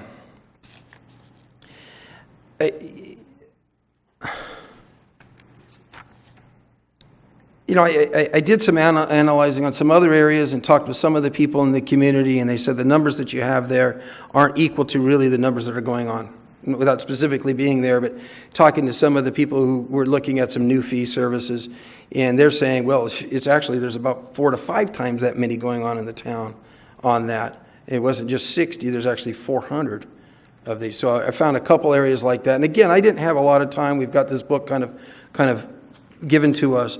But I think it's very important. You did hit on a key part, and if I can here with page 37, you talked about the recreation and that pricing, how significant it was to not overprice recreation. And I just think that should be used along with the marketing aspect on every one of these 170 items in there, understanding that pricing is significant and important, and we want to treat everything that way because people don't have to. People can't leave this town. They've done it in the past. And if you get to a point where you start to overprice, just as you say right here, you start overpricing recreation, people will stop using it. And if you start overpricing, unless people have to be here, you start overpricing the cost of doing business at that front counter, people are going to stop doing it. People are going to find alternate ways. Maybe they don't do it, but yet they still do it. So you get to that point. So it is significant, it is important, and I think that page 37 here with recreation should be planned with all 170 items you had in there. And I'll stop at that for now. Okay, Councilman Starbuck, and then we're going to go to the public.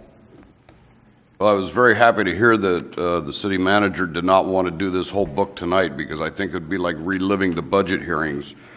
It is basically the same type of a comprehensible document. You had to make a decision tonight would be bad on our part. There's a couple of things I wanted to bring up here.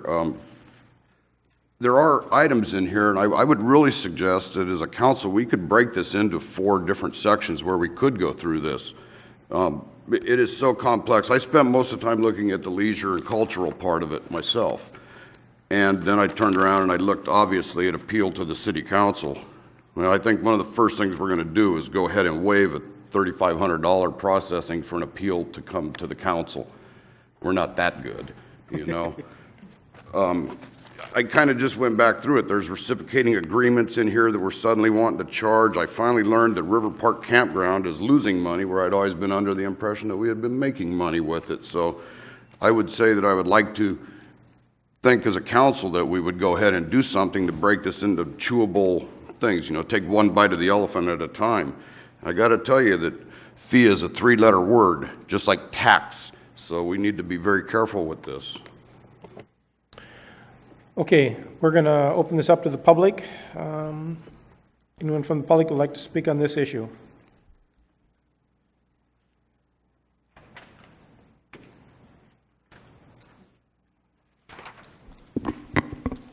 Janelle Osborne, Chair of the Economic Development Committee. Thank you, Mayor, council members, staff, and citizens of Lompoc. First, the Economic Development Committee would like to thank city staff and the council for being proactive, evaluating the very outdated fee schedule and presenting an updated schedule based on cost recovery emphasizes that we cannot take a set and forget mindset when conducting city business. Modernizing the fees based on cost recovery potentially releases funds for other issues such as code enforcement and infrastructure needs, both of which are very high priorities for Lompoc and the City Council. The major concern the Economic Development Committee brings to you tonight is whether or not this new fee schedule is comparable to our competition. Yes, we should be recovering the cost of manpower, overhead, paperwork, inspection, etc., but not to the loss of new or existing businesses. Have these fees been checked against other communities, such as Santa Maria, Arroyo Grande, Paso Robles, against competing industries in those locations, such as aerospace, agriculture, manufacturing, retail, and professional services? Cost recovery will mean very little if businesses cannot afford to locate here or expand due to prohibitive fees incurred at the city level. The committee recommends reviewing the service categories, identifying those new fees or those that are much higher than they were before, checking those fees to see if they align with our competitors or other areas on the Central Coast with similar markets and similar industries. If the new fee schedule is comparable and will not cause a loss of new or expanding businesses, we support modernizing the fee. If our fees are higher, why is it more costly and by how much? Could that be adjusted? And if lower, then we have a recruitment tool. And finally, are there any of these fees that should be waived or reduced as incentives to attract businesses or encourage expansion of current ones? As a business, one needs to compare its pricing to competition to avoid losing those businesses due to overpricing. So, thank you again for addressing an issue on outdated documents, financial loss that we should be recovering at cost, but let's make sure that the new fee schedule benefits Lompoc rather than risk losing business because the fees are out of sync with our competition. Please take the time to verify that the cost recovery is an adjustment we can afford to implement. Thank you. Thank you. Next.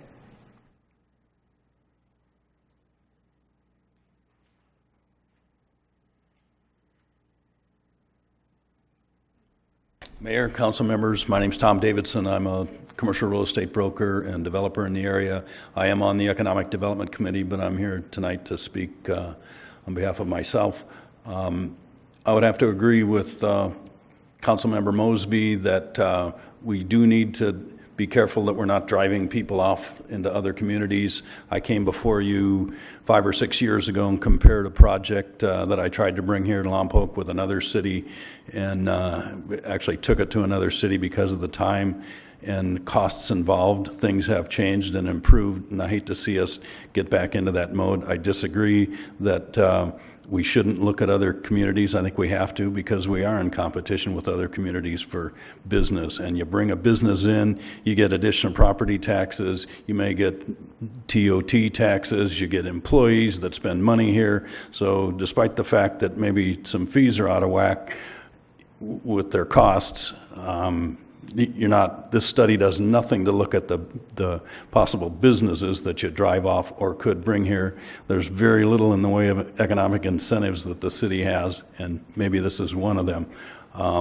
He mentioned the corn example, and he doesn't know if he walks into Vaughn's, if Vaughn's is reducing the price to cost of that price of corn so that they buy something else. Well, I think it's the same concept here, that if you can bring business in by keeping your fees in line, that's the way we ought to be. I would suggest that we take a little bit of time here and look at this before we pass this. Thank you. Thank you. Next.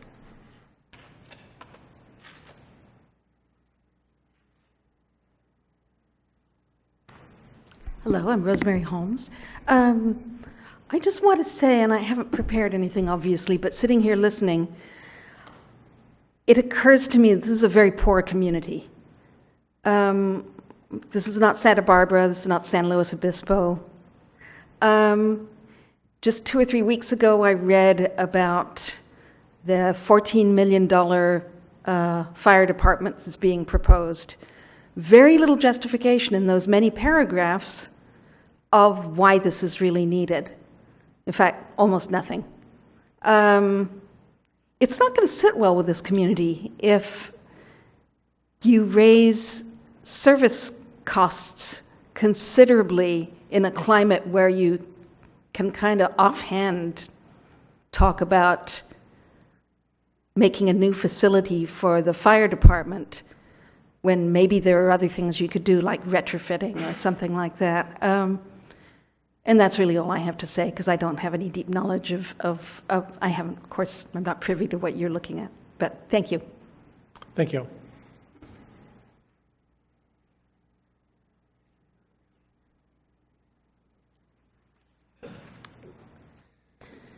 Good evening, Mr. Mayor, Council, fellow citizens. My name is Tim Smith. I am a resident of Lompoc, and I support the general principles that are involved in the development of this study. The reason that I do is that, and I think we need to be cautious. I've heard some of the comments so far and some of the concerns, and I think there's some validity to that. but we need to not confuse fees with costs. The fees are reflective of a cost, and if you artificially lower the fees and continue to subsidize through taxes, the cost issue has not gone away. And if that's where we need to work, where the city needs to work on something, then it's better to keep it transparent that way instead of having these funds going back and forth.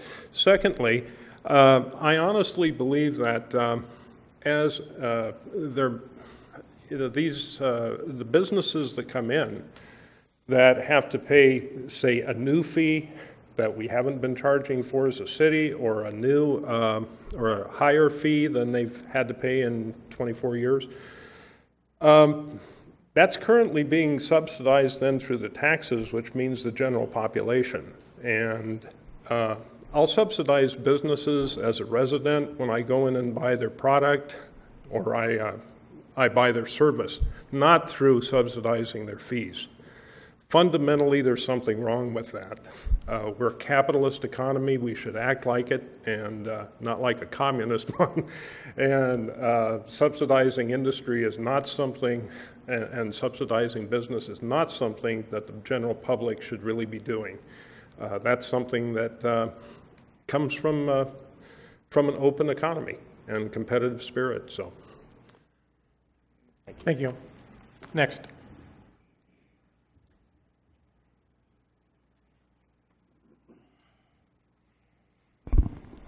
Terry Hammonds, Lompoc. Good evening, Council. Well, I too believe this is the right direction. I believe that we've done this for so long, subsidizing whatever, that we have now paid the price. And I don't know that you can say that you can compete with the surrounding community. If you look 20 miles to your east, to the east, are we competing with Buellton? No, we're not. Buellton is beginning to really show their economic muscle, and they're going to be a growing community. Now, I own a home that's comparable to a home in Buellton, and that home over there is at least $200,000 more than my home. At one time, they might have been comparable, but they're not now. If you compare the home prices of Buellton to Lompoc, we're not holding our own against them. So if we're going to do comparisons, we're going to have to really move up. I think we have to go back to the point, wealth is our answer. If we're attracting wealth, then we're going to be able to get ourselves out of this. That's the key to economic growth, wealth. Now, I would like to add something to this tonight, because I believe there's an issue that was missed in the budgeting cycle, or in the budgeting process, and that's school resource officers. They do not appear in this report. Ms. Waugh, in August of 2014, brought that to the council. I believe that needs to be brought back in some manner to this study, because there's a significant amount of money that we're funding to this school resource officers that it's questionable whether they're effective at all in what they do on their school.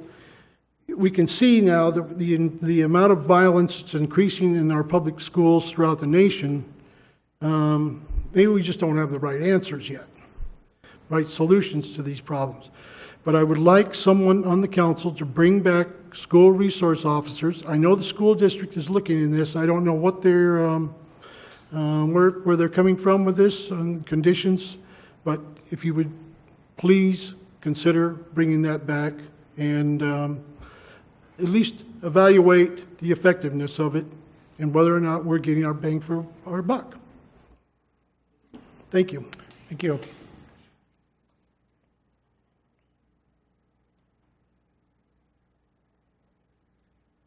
Honorable Mayor, City Council members, my name is Atul Patel. My family's been kind of on the flip side of certain comments made this evening. My family's been doing business in this community for 30 plus years, and as a representative of a future project that's going to take place in this town, we have to look at the big picture, and the big picture is give the brakes up front, because in the long run and over the longevity of over the next 20 to 30 years, you're going to more than probably 100 times recoup any kind of fees that you're subsidizing today. Also, with the creation of jobs, that sometimes obviously we have a larger unemployment, but when you're creating jobs and investing dollars in this community, and believe you me, we all have choices. And yes, it may be a little bit more expensive up front to do business in other communities surrounding, but this is the benefits that we do and incentivizes us to do business in the city of Lompoc. So I'd just like to bring that up, that please always keep that into consideration. We know that Habit and Chipotle just got approved. Obviously, there's incentives and everybody wants to get built in this community. So really take that. We can all do studies all day long. But a 1.3 deficit per se at the present moment compared to what you are going to receive in the future from these businesses is nothing. Absolutely nothing. Thank you. Thank you. Next. Okay, seeing no one rise, we're going to close public comment, bring it back to the council. Councilman Vega. Yeah, I have a question for Mr. Johnson, if that's okay. In your studies, that it looks like it's just pure mathematics. There's no economic kind of bell curve or whatever you want to call it here. Is that correct? I mean, you said it's for Lompoc, and this is just about Lompoc. Right. But economics, unemployment, that's not what you do here, okay? Is that correct? That's correct. This is what it costs to provide the services. Okay, because my gist on what I see here also is we're going to have to figure out as a council, we understand our city better than most. We understand the economics. We see the vacancies. We see that businesses are wanting to come in, and basically I have a thought process on the welcome mat that's here in Lompoc. You know, they're still questionable how many people have really come to Lompoc and maybe come into the city and not felt as welcome, or their first impression is we can go somewhere else. You know, we need to close that gap. I think with the demographics of Lompoc, and we have people that are still having affordability issues. There's people here that just probably can't afford some of these fee increases. So I agree that in the business environment, we're going to have to figure out where we're at as a community and our demographics for our income, bringing them into so we can see what we can do to bring in more employment, more jobs, and encourage our business environment. I see what we have here is we have people here that, you know, the American dream is having a business.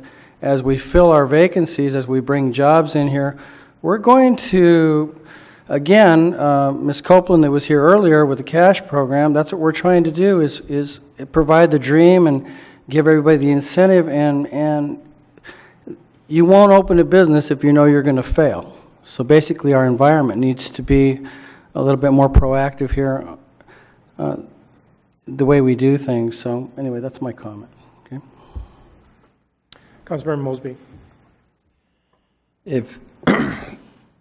Now, I know we took on the library as another new enterprise, so we don't have library figures in here. Not all of them, correct? It changed in the middle of the process. Right, so just, yeah.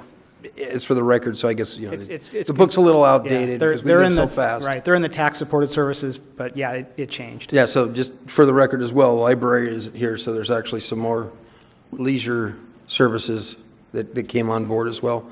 Can I ask how much the fee was for the fee study? Oh, my fee? I believe it was $28,000. Oh. Flat fee. It's a bargain in my book.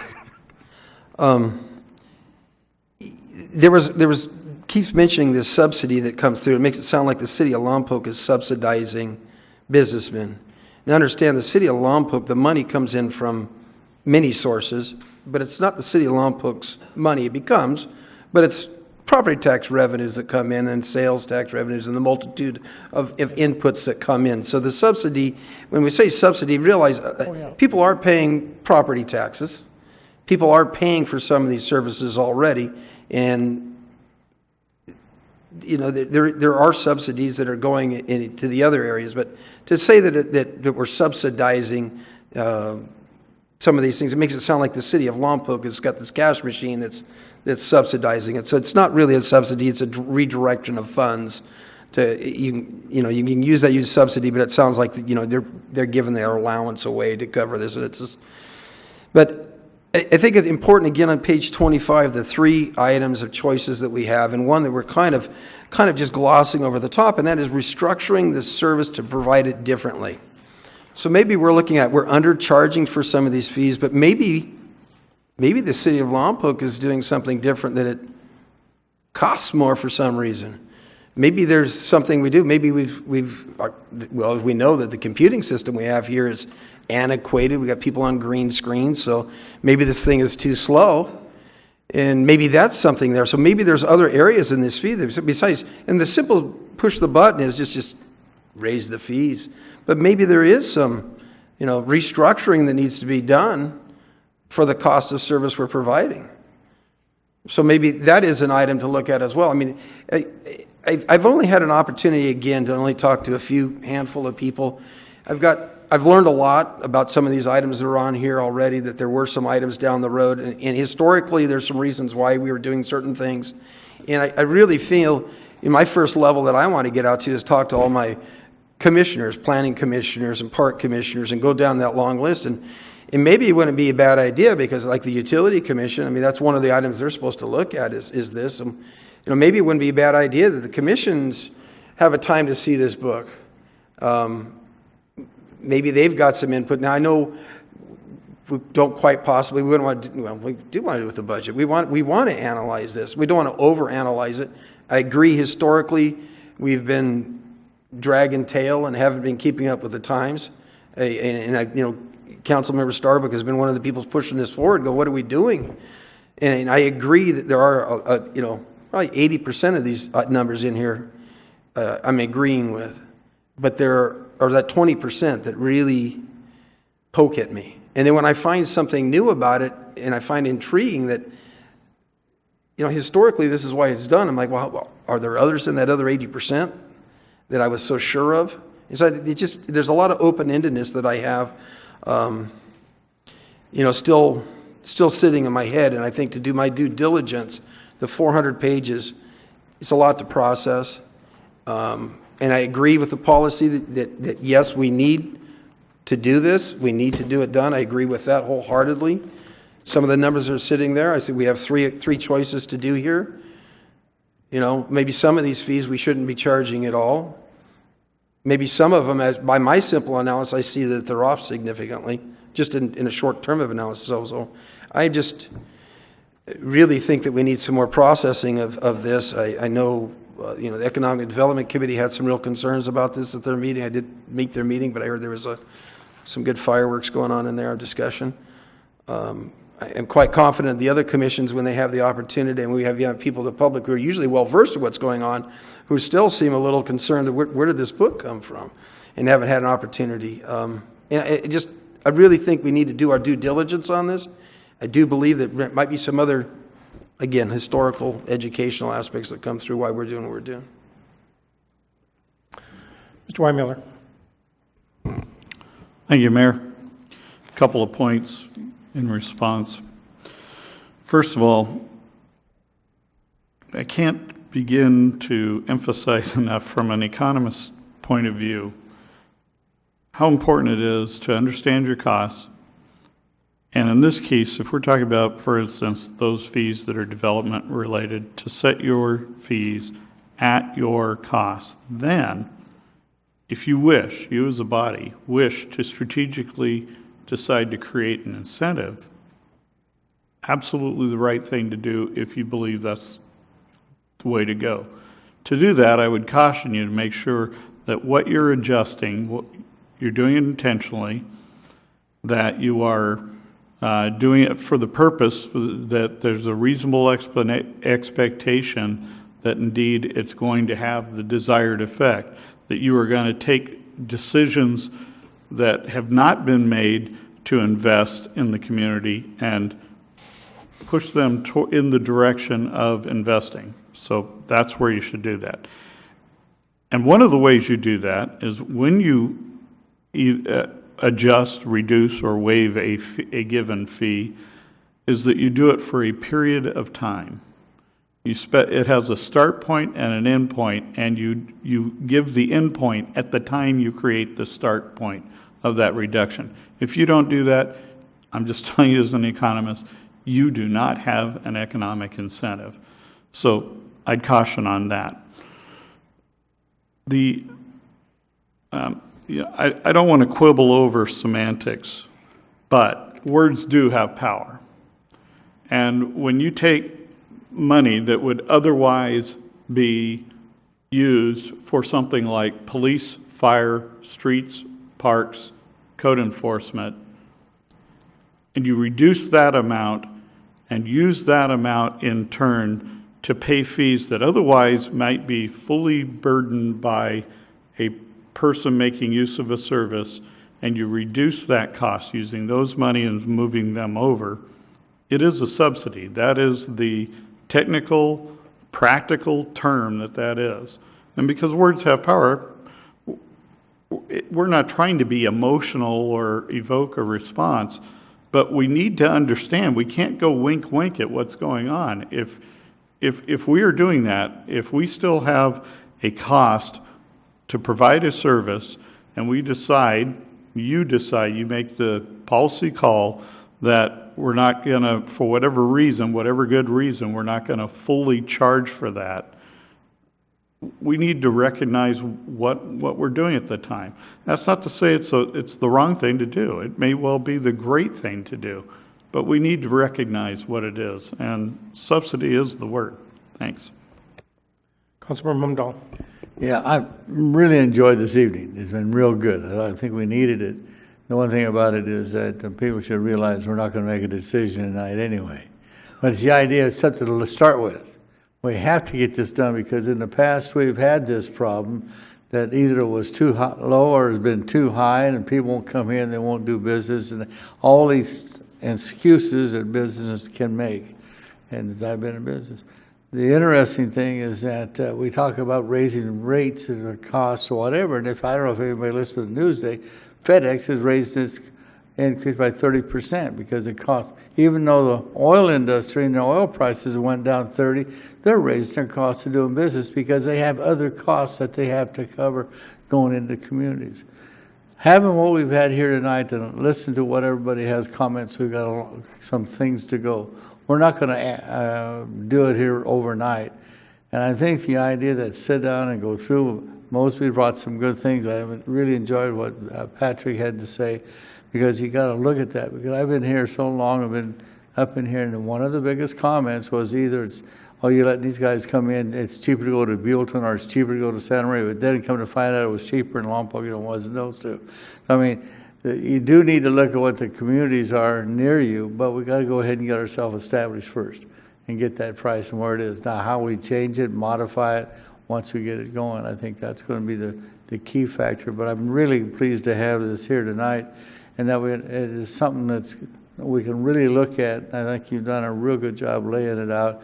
Now it's up to whether we come up with the final decisions. Mr. Mayor? Yes. If I might offer just a couple suggestions.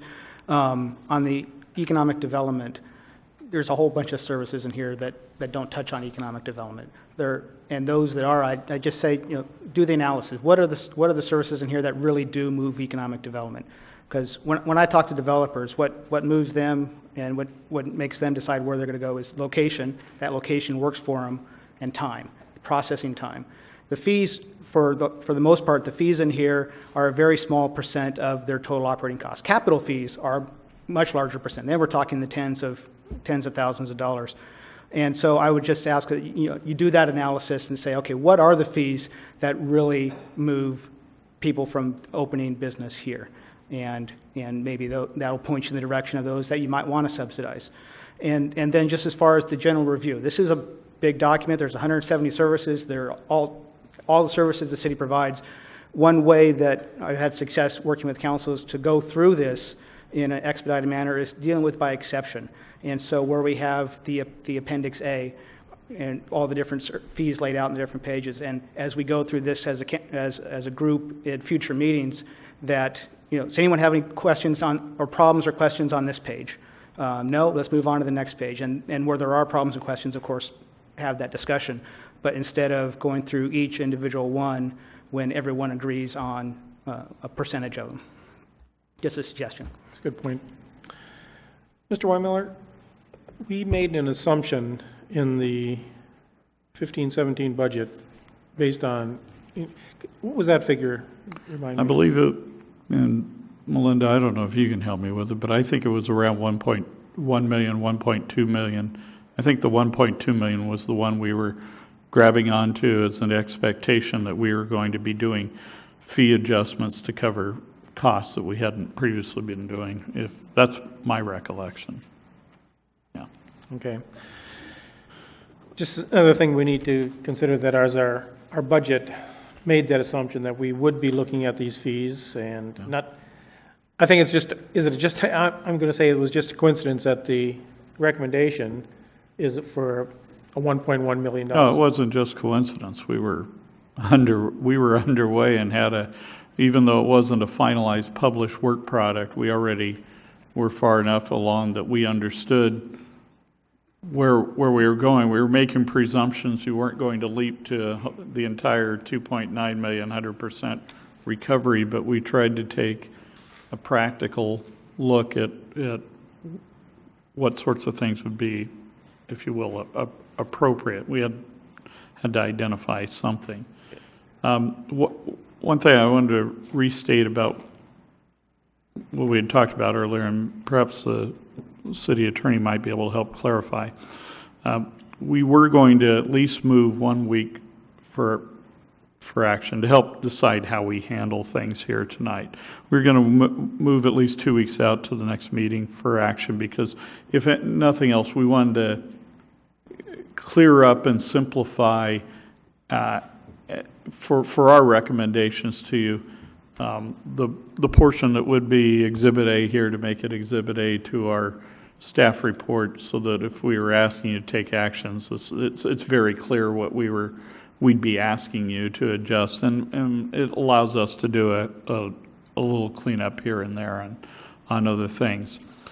To the extent, if you decide you have further, the consultants engaged in this for quite some time, as staff has. If you decide you still want some other eyes on that, one of the things I would suggest and hope that you do is, again, if we're having the policy discussion and we believe that by and large we should be recovering our costs for these discretionary services, people can choose or not choose to receive the service, and when they do, that they should pay what the full cost is, because the full cost is there whether you're collecting the money from them or not. If that's the approach, and we believe in that policy, we can make adoptions toward the recommendations, and then if you wanted to have a group like the EDC to look at things where there might be opportunities for financial incentives for the purposes of economic development, they can always bring that. We can bring that back later. They can make those recommendations. As I've said before, those should be for a period of time. They should have succinct start and end times. It's a lot of these adjustments you might want to make for economic development purposes. There's certainly something that can be done as separate action, separate study, separate action from what we're asking you to do. So just something to maybe think about as we try to feel our way through how we take the process from here. Thank you. Councilmember Mosby. Hey, question, how long would it take to enter the library numbers into this book, to complete this book? The library numbers are in there. They're just in the tax-supported services, the community-supported services. And so there are some individual library fees, you know, they're very small fees, but the 99.9% of the library cost is included in the tax-supported services. And so They're not included some of these other tables, though. if you look, when we were looking at the tax services earlier, so if you look on page 24 of the text, you will see at the tax 33 at the library services, $1.3 million, page 24. So the last line of the table, tax 33. Yeah. So that's where we have the library services. So it's, you know, there's been the change with Buellton, and we've made some adjustments to that, but we couldn't do really the analysis that we would have done if it happened a few months before. Okay. The other question statement I have, you know, you spent a long time developing, put this together. It's been mentioned that staff has spent a long time on this document. You know, I would like to ask, I mean, the suggestion of a 2-week movement down the road is at the minimum that I believe that I need to get through to some people. I think, I don't know, there's a chair of the utility commission here, and a few others might want to look at some of these things. It's just, this is a big book to gobble in a couple days. I would like to think that in 2 weeks that I could get through it. I know that I believe Councilmember Starbuck's not going to be here in 2 weeks. So maybe 2 weeks isn't enough time for him. Yeah, but I want to get out, you know, and get back to some people on this. You know, maybe November, you know, first meeting in November, maybe if it's not an overload session to bring it back that much. I mean, I think I could do my due diligence in a month. I don't know. No, he's not in November. I'm sorry. I'm just trying to come up with some ideas so that we can get through it without piecemealing it and breaking up and let's do this section, let's do that section. You know, let's do some processing of this. I'm not in denial that we need to do something. Don't get me wrong there. I'm in full agreement. And I think you'll find once you get started, you may spend, you know, half hour on the first service, but once you get over that hump and kind of get into that rhythm, I think you'll find that you'll get through a lot of them within a couple, 2 to 3 hours. And again, like I say, it might be more significant than 80 or 90% or no issue, but some of them have some historical meanings to them that I've uncovered, and in a short amount of time that I've been able to do some research on this, so I don't know exactly what else is there. That's my idea about it. To provide some help and agreement to your comments, we were focused on the 2 weeks because we knew we at least needed a meeting to come back for the cleanup and being as concise as we wanted to. If it's council's desire to hold off a little while longer to vet this, we can certainly do that. And if I was hearing Mr. Johnson right, he'd be available again the second meeting in November. If you think it's valuable to have him back, so that would be about 6 weeks out then.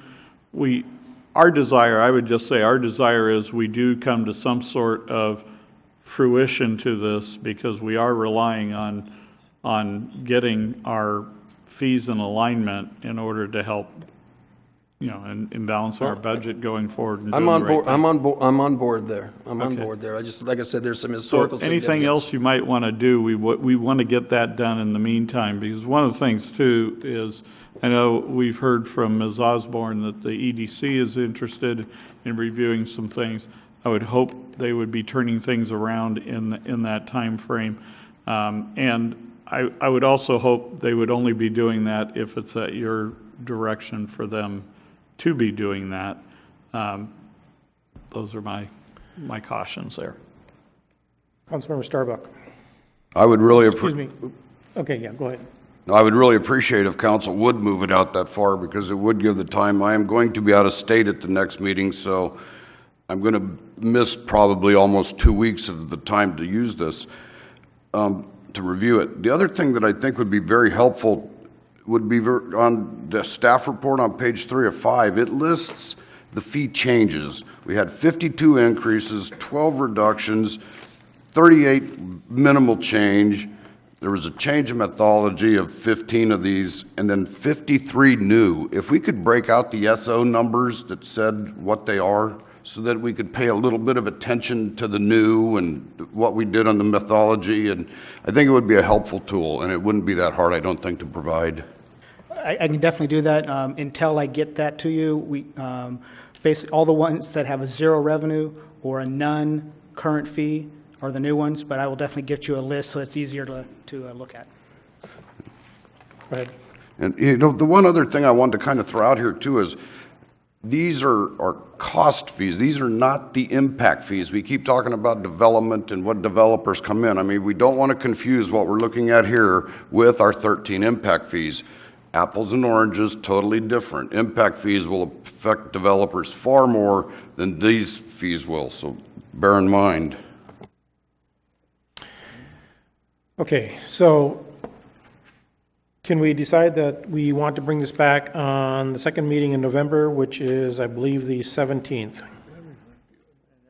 And Mr. Mayor, with regard to that, I would suggest that you move to continue the public hearing until that November date, so we don't have to do any public notice that we may have had to do. Yeah, I just wanted to make sure we're, Councilmember Humdahl? Well, I was going to do that, but also that I'd like to have economic development look at it in that time frame too, so I don't know how we want to. Yeah, well, why don't we, before we finish this up, let's decide what we want staff to look at in the meantime, economic development. If we want to direct, we've got the, well, I guess the prior chair here. Oh, you're current still? Oh, my goodness. How did you? My goodness, I thought you had given up that. Okay, we have the chair of EDC here. So if we want to give them some direction as to what they'd like, or what we'd like them to bring back to us concerning the economic development. And then also what I'd like us to decide, Councilmember Starbuck, you had mentioned breaking it up into sections. Mr. Johnson had recommended possibly looking at it at the service level, service by service by service. By exception. By exception, exactly right. So maybe we can choose how we'd like to look at that right now. So we can, I mean, it'll help me a lot as to how, as a matter of fact, I'm so impressed with Councilmember Mosby being able to go through this thing on a Sunday afternoon, you said. I know you didn't go through the whole thing, so. Yeah, I did. Yeah, you know, it takes time. So, Councilmember Starbuck, you said you'd like to bring it up into sections. Let me just kind of throw out there, I was expecting that we were going to jump on this right away, but if we're going to go out to the November 17th meeting, I think that gives everybody time. We're only looking, you know, at the total of 170 line items here. I think that pretty much we should be able to go through it with our concerns on that. I think we should just do it all at one time right With the there. exception of the recreation services where you probably want to have a separate discussion because they are so different, I think you'll find that you'll be able to get through all the others within 2 to 3 hours. And along that line, we'll work to keep the balance of the agenda that night light so we can focus on this issue as we were going to tonight. Okay. Councilmember Mosby. I believe Parks Commission take a gander at this as well. I think, you know, again, it's Utility Commission, there's only a handful of items, but I think Parks, I mean, it's kind of some of the holes that I found. Like I said, the large park fees that were missed in here. I don't know if there's some others that are along in there as well. But they were also with the pool. I believe some of the commissioners were around when the pool was being processed through and remember some of the negotiations there. But I think there's some of the other commissions to take a look maybe. Is this online, this document? Yeah, I think we posted the whole thing. Okay, right? wow, okay. So the document is online, so let's recommend to our commissioners to take a look at it individually. And is there well, if it's available online, is there a hard copy available for the public someplace? We have at least one available copy, yeah. Okay, available here at City Hall? Right. Okay, good. Councilmember Starbuck. Just to the city manager real quick. You've listed in the staff report that this should be done by December 5th. Is that a drop dead date for this project to get the resolution in? No, I think we were looking more at the idea for, you know, the timing of when we believed we were going to be picking up the increased revenues and the like, so. The reason the date was important is because remember, once you take an action, it takes 60 60 days before it becomes effective. Right. So that date's going to move, in other words, when you do take your vote. Right. Thank you. Okay. Nothing else, I guess I need to entertain. Well, I just want to be clear on what the expectations are. So Parks and Rec Commission's going to look and weigh in on their components. If they have any comments, you'd like to hear from them. Is that correct? Yes. Utility was the one I'd made the suggestion of. Utility Commission. And then I guess the EDC, if they want to make comments on things that they feel have a significant economic impact. And particularly so we can focus theirs. For instance, Parks and Rec's going to just look at recreational area. We're just going to have the EDC. We're going to target that toward impact on business and development, correct, investment. So no need to look at things like rec fees and the like. Perfect. And then we are going to get the data that you requested in terms of the breakdown of those adjustments up, down, and the like, so that you can look into detail of what's being done and why. Okay. Thank you. Okay. Nothing else. I need a motion to continue this item to the regular meeting of November 17th. Got your motion. Second. Okay. It's been moved and seconded. Let's vote. Okay. Now vote. We don't vote till the clerk says we can. Okay. And that passes 5-0. Okay, we're going to take a quick 5-minute break. Turning into like basic dirt or something. Okay. Well, Dirk's got to go potty.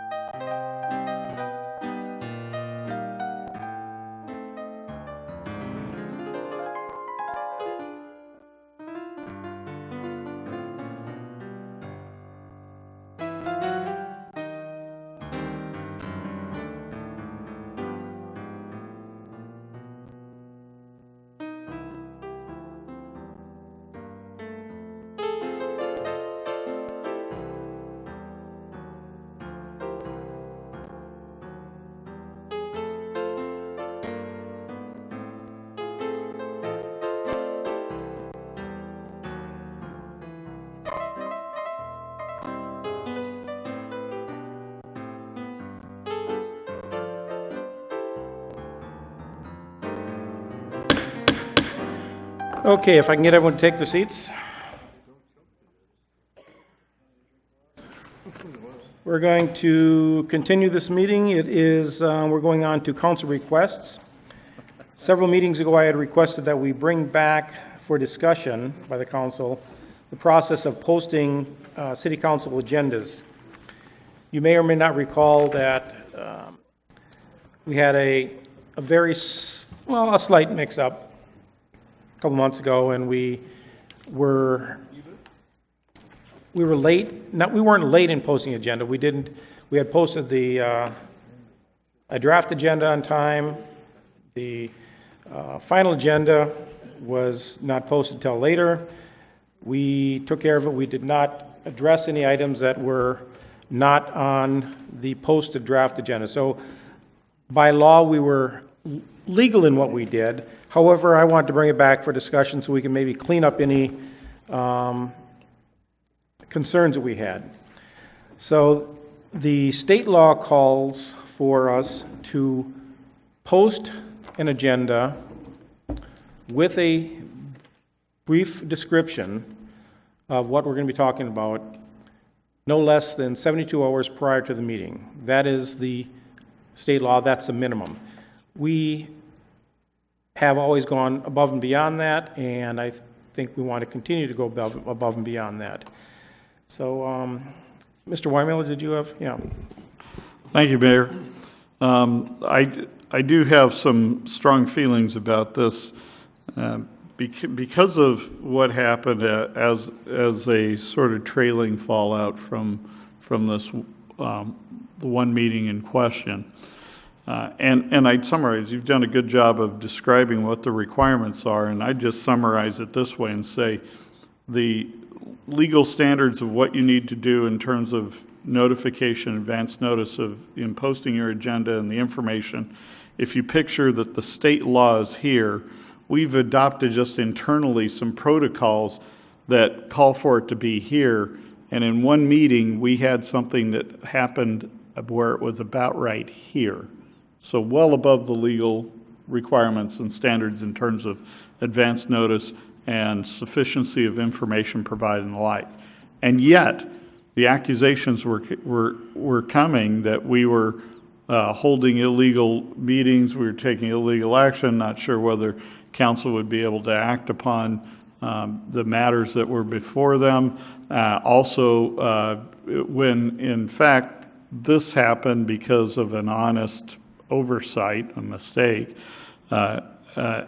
it was deemed that we were, conspiratorially engaging to disrupt the, clear processes, that we were trying to cover things up, or I heard the word transparency more in that week than I've heard in my life before, and it makes me wonder, why are we shooting ourselves in the foot like this? If this is the legal standard, why isn't it our standard? If it's good enough across the state, and the whole idea was to create a sunshine law, a transparency law, an open government law, and here's the standard we set as a state, that I believe is adequate. Then, if internally we still want to strive, we as staff, you have the desire as well to give more information and give it even sooner as it's practical and available, we'll certainly do that. We don't have any reason not to do that. But when we have written criteria that then people are going to use and beat us over the head with when it's when it's sometimes not practical for us to exceed the state legal limit, then I just don't understand why we're doing that. So my urging would be to be consistent with the state law. Thank you. Councilmember Starbuck. I will mention, I know that we stay within the law. One of the complaints that I do hear is the attachments are never available. And I think that a lot of people that are following what the council does in the city, I get the hard book, so I'm not online. So this is just what I'm hearing, that, well, yeah, I saw the item, but the attachment wasn't with it. I don't know. I think that with just a staff report without the attachment is not worth it doesn't matter at that point. We consistently have, on that point, we consistently have all the materials available well in advance of the 72-hour period. But I'd also point out, and the attorney can weigh in, none of that's required by law. What we're required to do is to publish an agenda 72 hours in advance. So for a Tuesday evening meeting, that's Saturday evening, to publish an agenda that lists each item and that provides a brief description, and it specifically says like less than 20 words, that kind of brief description of what's going on. Nothing about having copies of staff reports, PowerPoint presentations, other materials. We do provide that because, again, we're going above and beyond. But when we, obviously, it's fine. We want to be open and share information as much as possible.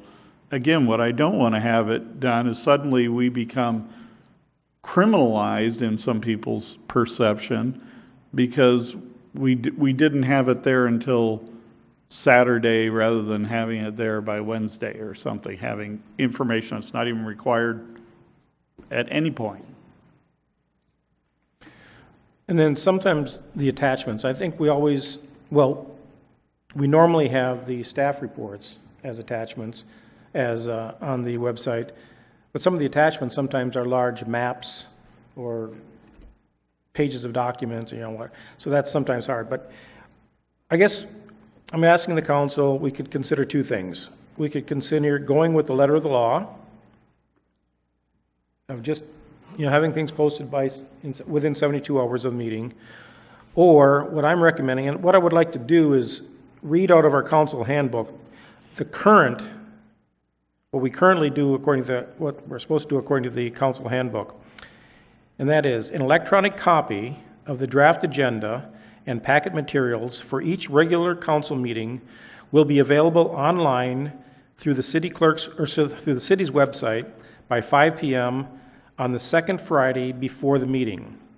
And an electronic copy of the final completed agenda and packet materials for each regular council meeting will be available online through the city's website for public review, and a hard copy will be available at City Hall by 5 p.m. on the Wednesday before the meeting. And then it says the foregoing does not apply to materials dealing with review and adoption of the 2-year budget. Okay. Now, the problem I think we've had with this is, number one, nothing ever defined a draft budget. The state law does not address a draft budget. So I'd like to, in what I'm going to propose, it'll take care of that. Draft agenda, yes. Draft agenda. So let me just read this, and then we can discuss it. So in lieu of that sentence, I'd like us to consider this. Commencing with the City Council meeting XXX, when we want to do this, we will make every reasonable effort to post an electronic copy of a draft agenda and packet materials for each regular City Council meeting by 5 p.m. on the second Friday prior to the meeting. So nothing has changed there. This posting will be available on our online city website. Every reasonable effort will be made to post the final completed, now it says final completed agenda, by 5 p.m. on the Wednesday before the meeting and no later than 72 hours prior to the meeting. The final completed agenda and packet materials for each regular council meeting will be available online through the city's website for public review and a hard copy at the City Hall. In the event a final completed agenda is not made available within 72 hours for regular council meetings, then the draft agenda will become the final agenda. So that last sentence, it'll sort of take care of that. If for some reason it comes to a point where the website is down, even though that the state law does take care of the website being down, but let's say, again, we have a mistake. In that case, the draft agenda would become our final agenda, and we'd proceed with the business based on the draft agenda, and that's all we'd base it on. So, Councilmember, who's first? Mosby. Councilmember Mosby. If I may, can I ask the city clerk if that sounds completely doable? It sounds like what we do right now, but yes, it is completely doable. And would we need a disclaimer on the draft agenda stating that you just added, that if the formal agenda isn't done, finalized, then the draft becomes it? Is that how you rectify that? So, well, we could put that on our first page of our thing here on the agenda. We don't even address a draft agenda. We could put it on there, but I don't think that's necessary because our council handbook will take care of that. Councilmember Starbuck. Explain second Friday to me. Okay, so the second Friday, if you look at your calendar, the second Friday would be the Friday, not the Friday prior to the meeting, 11 days prior. So it's the Friday, not the first Friday before the meeting, it's the second Friday before the meeting. So, okay. Okay. I'm just taking that directly from our council handbook. That's what it was in there as. So the real difference is that if a mistake is made, the draft agenda becomes the final agenda. We don't do any business other than what's on the draft agenda. So, does that make sense to everyone? City Attorney, do you have any issues with that? Okay. So we'll bring back at a future meeting. Correct, yeah. Okay, so why don't we pass this down to the city clerk so she has a copy of that. And I guess public comment on that, yeah.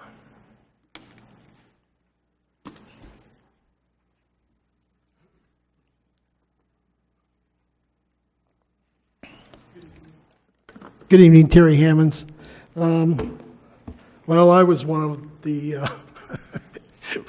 culprits in this, so I'll fess up that I put my 2 cents worth in on this. But let's get back to the reason why I did that.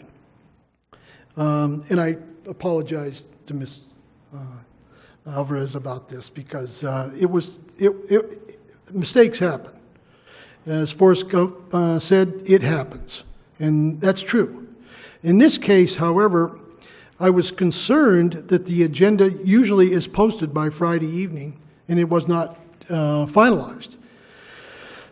Now, in terms of the requirements, and this is where I believe that I'd like to have the city attorney clarify. Assembly Bill 1344 requires an agenda 72 hours in advance of a meeting. Is that correct? Does that include, it doesn't specify whether it's draft or final. Is that correct?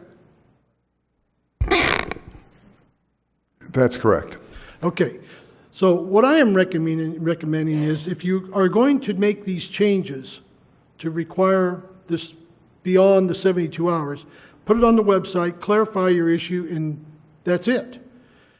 I mean, it doesn't, we have to recognize that you have things to do, and sometimes it happens. And in this case, I think it did get way out of proportion. But let me give you a reason why I was concerned about it, is I don't like this city being embarrassed by things that happen, and we have things that right now that are embarrassing. And I think that we don't need to create a situation where people believe that we're doing things that maybe bring doubt to transparency and stuff like that. I don't believe that. Just one comment. People who do bad things, like Robert Rizzo, the guy that got all this stuff about the internet posting to the websites, he's sitting right out here. So, yeah, he's at the penitentiary, or the prison, because he did all kinds of funny little funky things in Bell, California, and they were doing things under the cover. They weren't posting them on the agendas. That was the reason why the legislature went that way. They wanted everything to kind of be transparent. So it's no big deal to me. You put them out Friday, you put it out Saturday. Hey, you know what? We're all going to be here if we're going to be concerned about it. And that's the way it is. And I'm under 3 minutes. What do you know? Thank you. Thank you. Anyone else?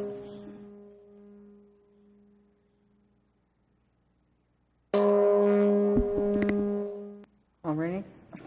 Pam Wall, resident. In all the time that you were here, and Bob, you may have be on the council the longest, I think. I'm not sure how long you've been here, Stacy. But how many times has that ever happened with the agenda? The only time. Ever? It's the only time. And now we have this huge issue over something that's come and gone, and now we bring it back up. You know, I really have a problem with not just saying, hey, we made a mistake. Not this level, not that level, not that level. We made a mistake. Let's move on. But to say that you're, well, okay, now I'm going to get my back up, and you're not getting it into the letter of the law on Saturday night, and I don't have to attach any attachments, then why don't you just tell the public to go home, because we don't want your participation. I look at these. I looked for them. I noticed that wasn't on there Friday night because I was looking for a particular issue and the attachment for that issue. But hey, mistakes happen, and everybody admitted mistakes happen. But I looked for this information, and I looked at this thing that you had tonight,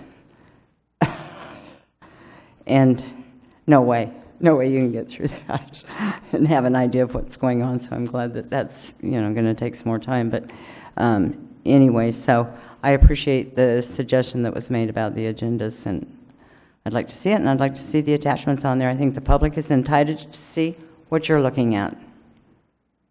Thank you. Okay, thank you. Anyone Mayor. else? Okay. Mayor? Oh, I'm sorry.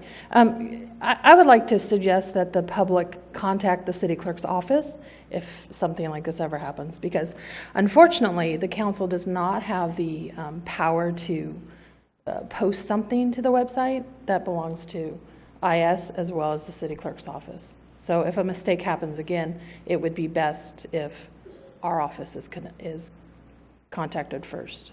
Good point. Thank you.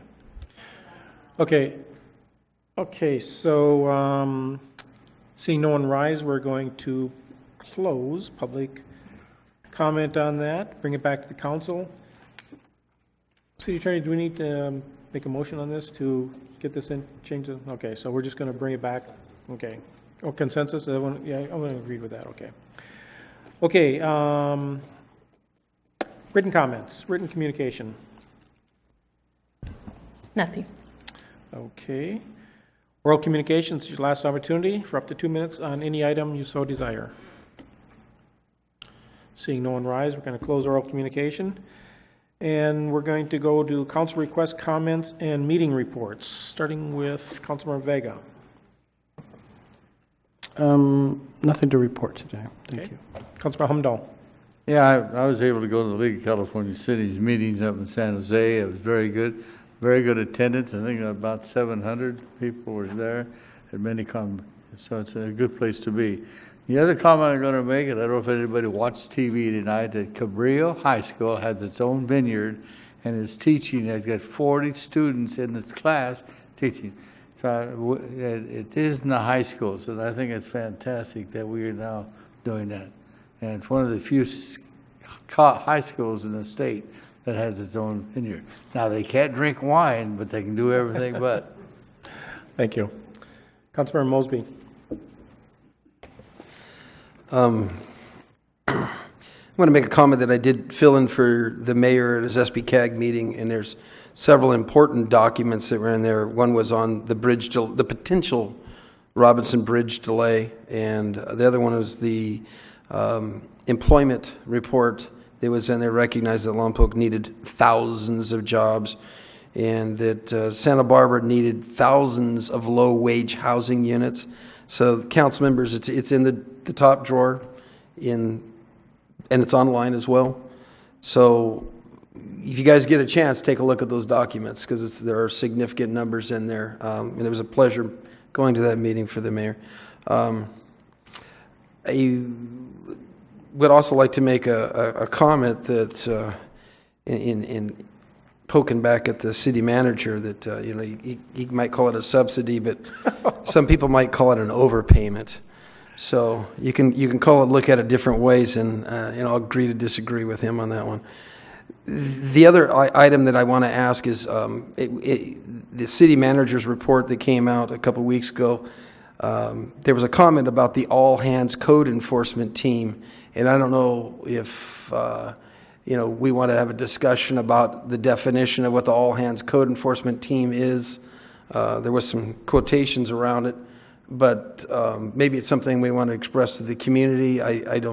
I'm not really familiar. It was a minor definition in there, what it consists of. I believe the city attorney was there, the city manager, assistant city manager, and a few of the other people, but maybe a simple, I don't know if it's something that the public knows about. If you want to bring it out to the public about this all-hands code enforcement team, I'm not sure exactly what it all is. Yes, thank you. Actually, what we have done is we've been doing the development assistant team meeting to help folks through the development assistance process, and we do that twice a month. We do that on the second and the fourth Tuesday of the month. We've now turned our second meeting, now that we've been doing that for quite a while and have a good handle on projects in the pipeline in that coordination process, and with the recent coordination efforts in code enforcement, we're now using that second meeting time to bring all different divisions and departments that have some sort of hand in code enforcement together to coordinate that process. Because we've heard many times that folks say that the code enforcement officer is the only one doing code enforcement, and that's not actually accurate. There are a lot of resources that come to the table for code enforcement. The police department gets involved in graffiti abatement as well as solid waste. Solid waste goes through the alleys and removes large, mattresses and other things that are dumped in places. Fire department gets very involved with building and code. And the city attorney's office obviously gets very involved in those processes as well. If some of those other senior code enforcement officer or fire department mechanisms, we need to take it further. So it's an opportunity for us to coordinate across all the divisions and make sure that we are using our resources efficiently. Thank you. Councilmember Starbuck. I have no reports. Okay. Let's see, on the 28th of last month, I was at the Carpinteria City Council meeting, and I gave them a congratulations on their 50th anniversary, City of Carpinteria. And then I was at the annual meeting for Northern California Power from 9:30 till 10:02, September 30th till October 2nd. It was their annual meeting. Some of probably the major issue that was being discussed there was the fires up in Northern California and how they have affected public power. Fortunately, our power plants, the hydro plants up in that area, surrounded by fire. I mean, literally surrounded by fire.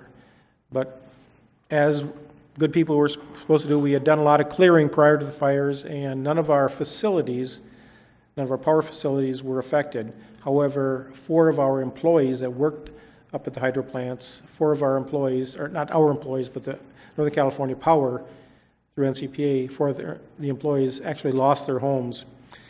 There were additionally some deaths up in those fires, but none of the NCPA's.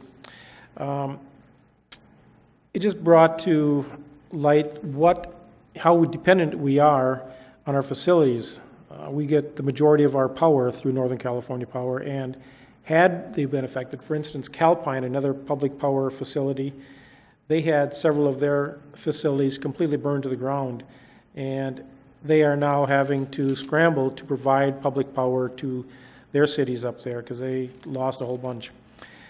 The 4 employees that lost their homes during the 2 or 3 days of our meeting, the administration for NCPA put out a plea to people at the meeting to raise $20,000 to help with incidentals for these families, some additional clothing, maybe a couple of hotel rooms or something like that.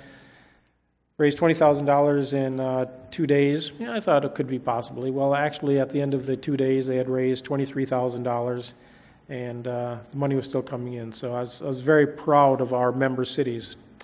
The other thing that happened with our member cities, and I realize there's 15 cities, that are member cities in NCPA, to help out our surrounding areas up there at the hydro plants. 12 of our cities that have their own power companies sent people to help our linemen from their utilities or electric division up there to help restore, put up new power poles, take down the lines that had been taken down or by the fires, reconnect those. Since we're so far away, we are the furthest city away, we had our crews on standby, so if they needed more, we were ready to send crews and everything. It was just a family effort, working together, but fortunately, none of our structures were damaged. But it did bring to point another thing. Councilmember Mosby mentioned that he had attended the SB-CAG meeting for me. As everyone knows, at the beginning of every council, we assign duties for different council members, that they go to different commissions and they represent the city in different commissions. And I appreciate Councilman Mosby's concern. I have the 2 commissions that literally take, I think, the most time. NCPA takes literally 2 to 3 days out of the week where I'm on the road traveling. SB-CAG, it's about a half day, but the preparation on these things, the agendas on these 2 meetings are as large as our city council meetings. Councilmember Mosby is my alternate for SB-CAG, and he offered, if I wanted to have us switch. He'd become the commissioner, I'd become the alternate. And I'd like to suggest we bring this back to the council at some future date for us to consider making the swap, because I think that'd be very good. He says he has a time, and it certainly takes some, it'll take something away from me. And then I also realized that with NCPA, I do not have an alternate commissioner. So in the event, an alternate elected commissioner, Larry Bean, our utility director, is an alternate director, but there are some instances, for instance, when we're dealing with labor contracts, if the alternate commissioner is a employee, for instance, Larry Bean, he would not be able to sit in on closed session for labor negotiations. It would have to be an elected official. So I'd like to also bring that back for discussion to have the council recommend a alternate commissioner for me then in the event I cannot attend one of those meetings. So nothing urgent, but at some future date to bring back those 2. And that is it for my report. If there is nothing else, this meeting is adjourned to the regularly scheduled meeting of October 20th at 6:30 p.m.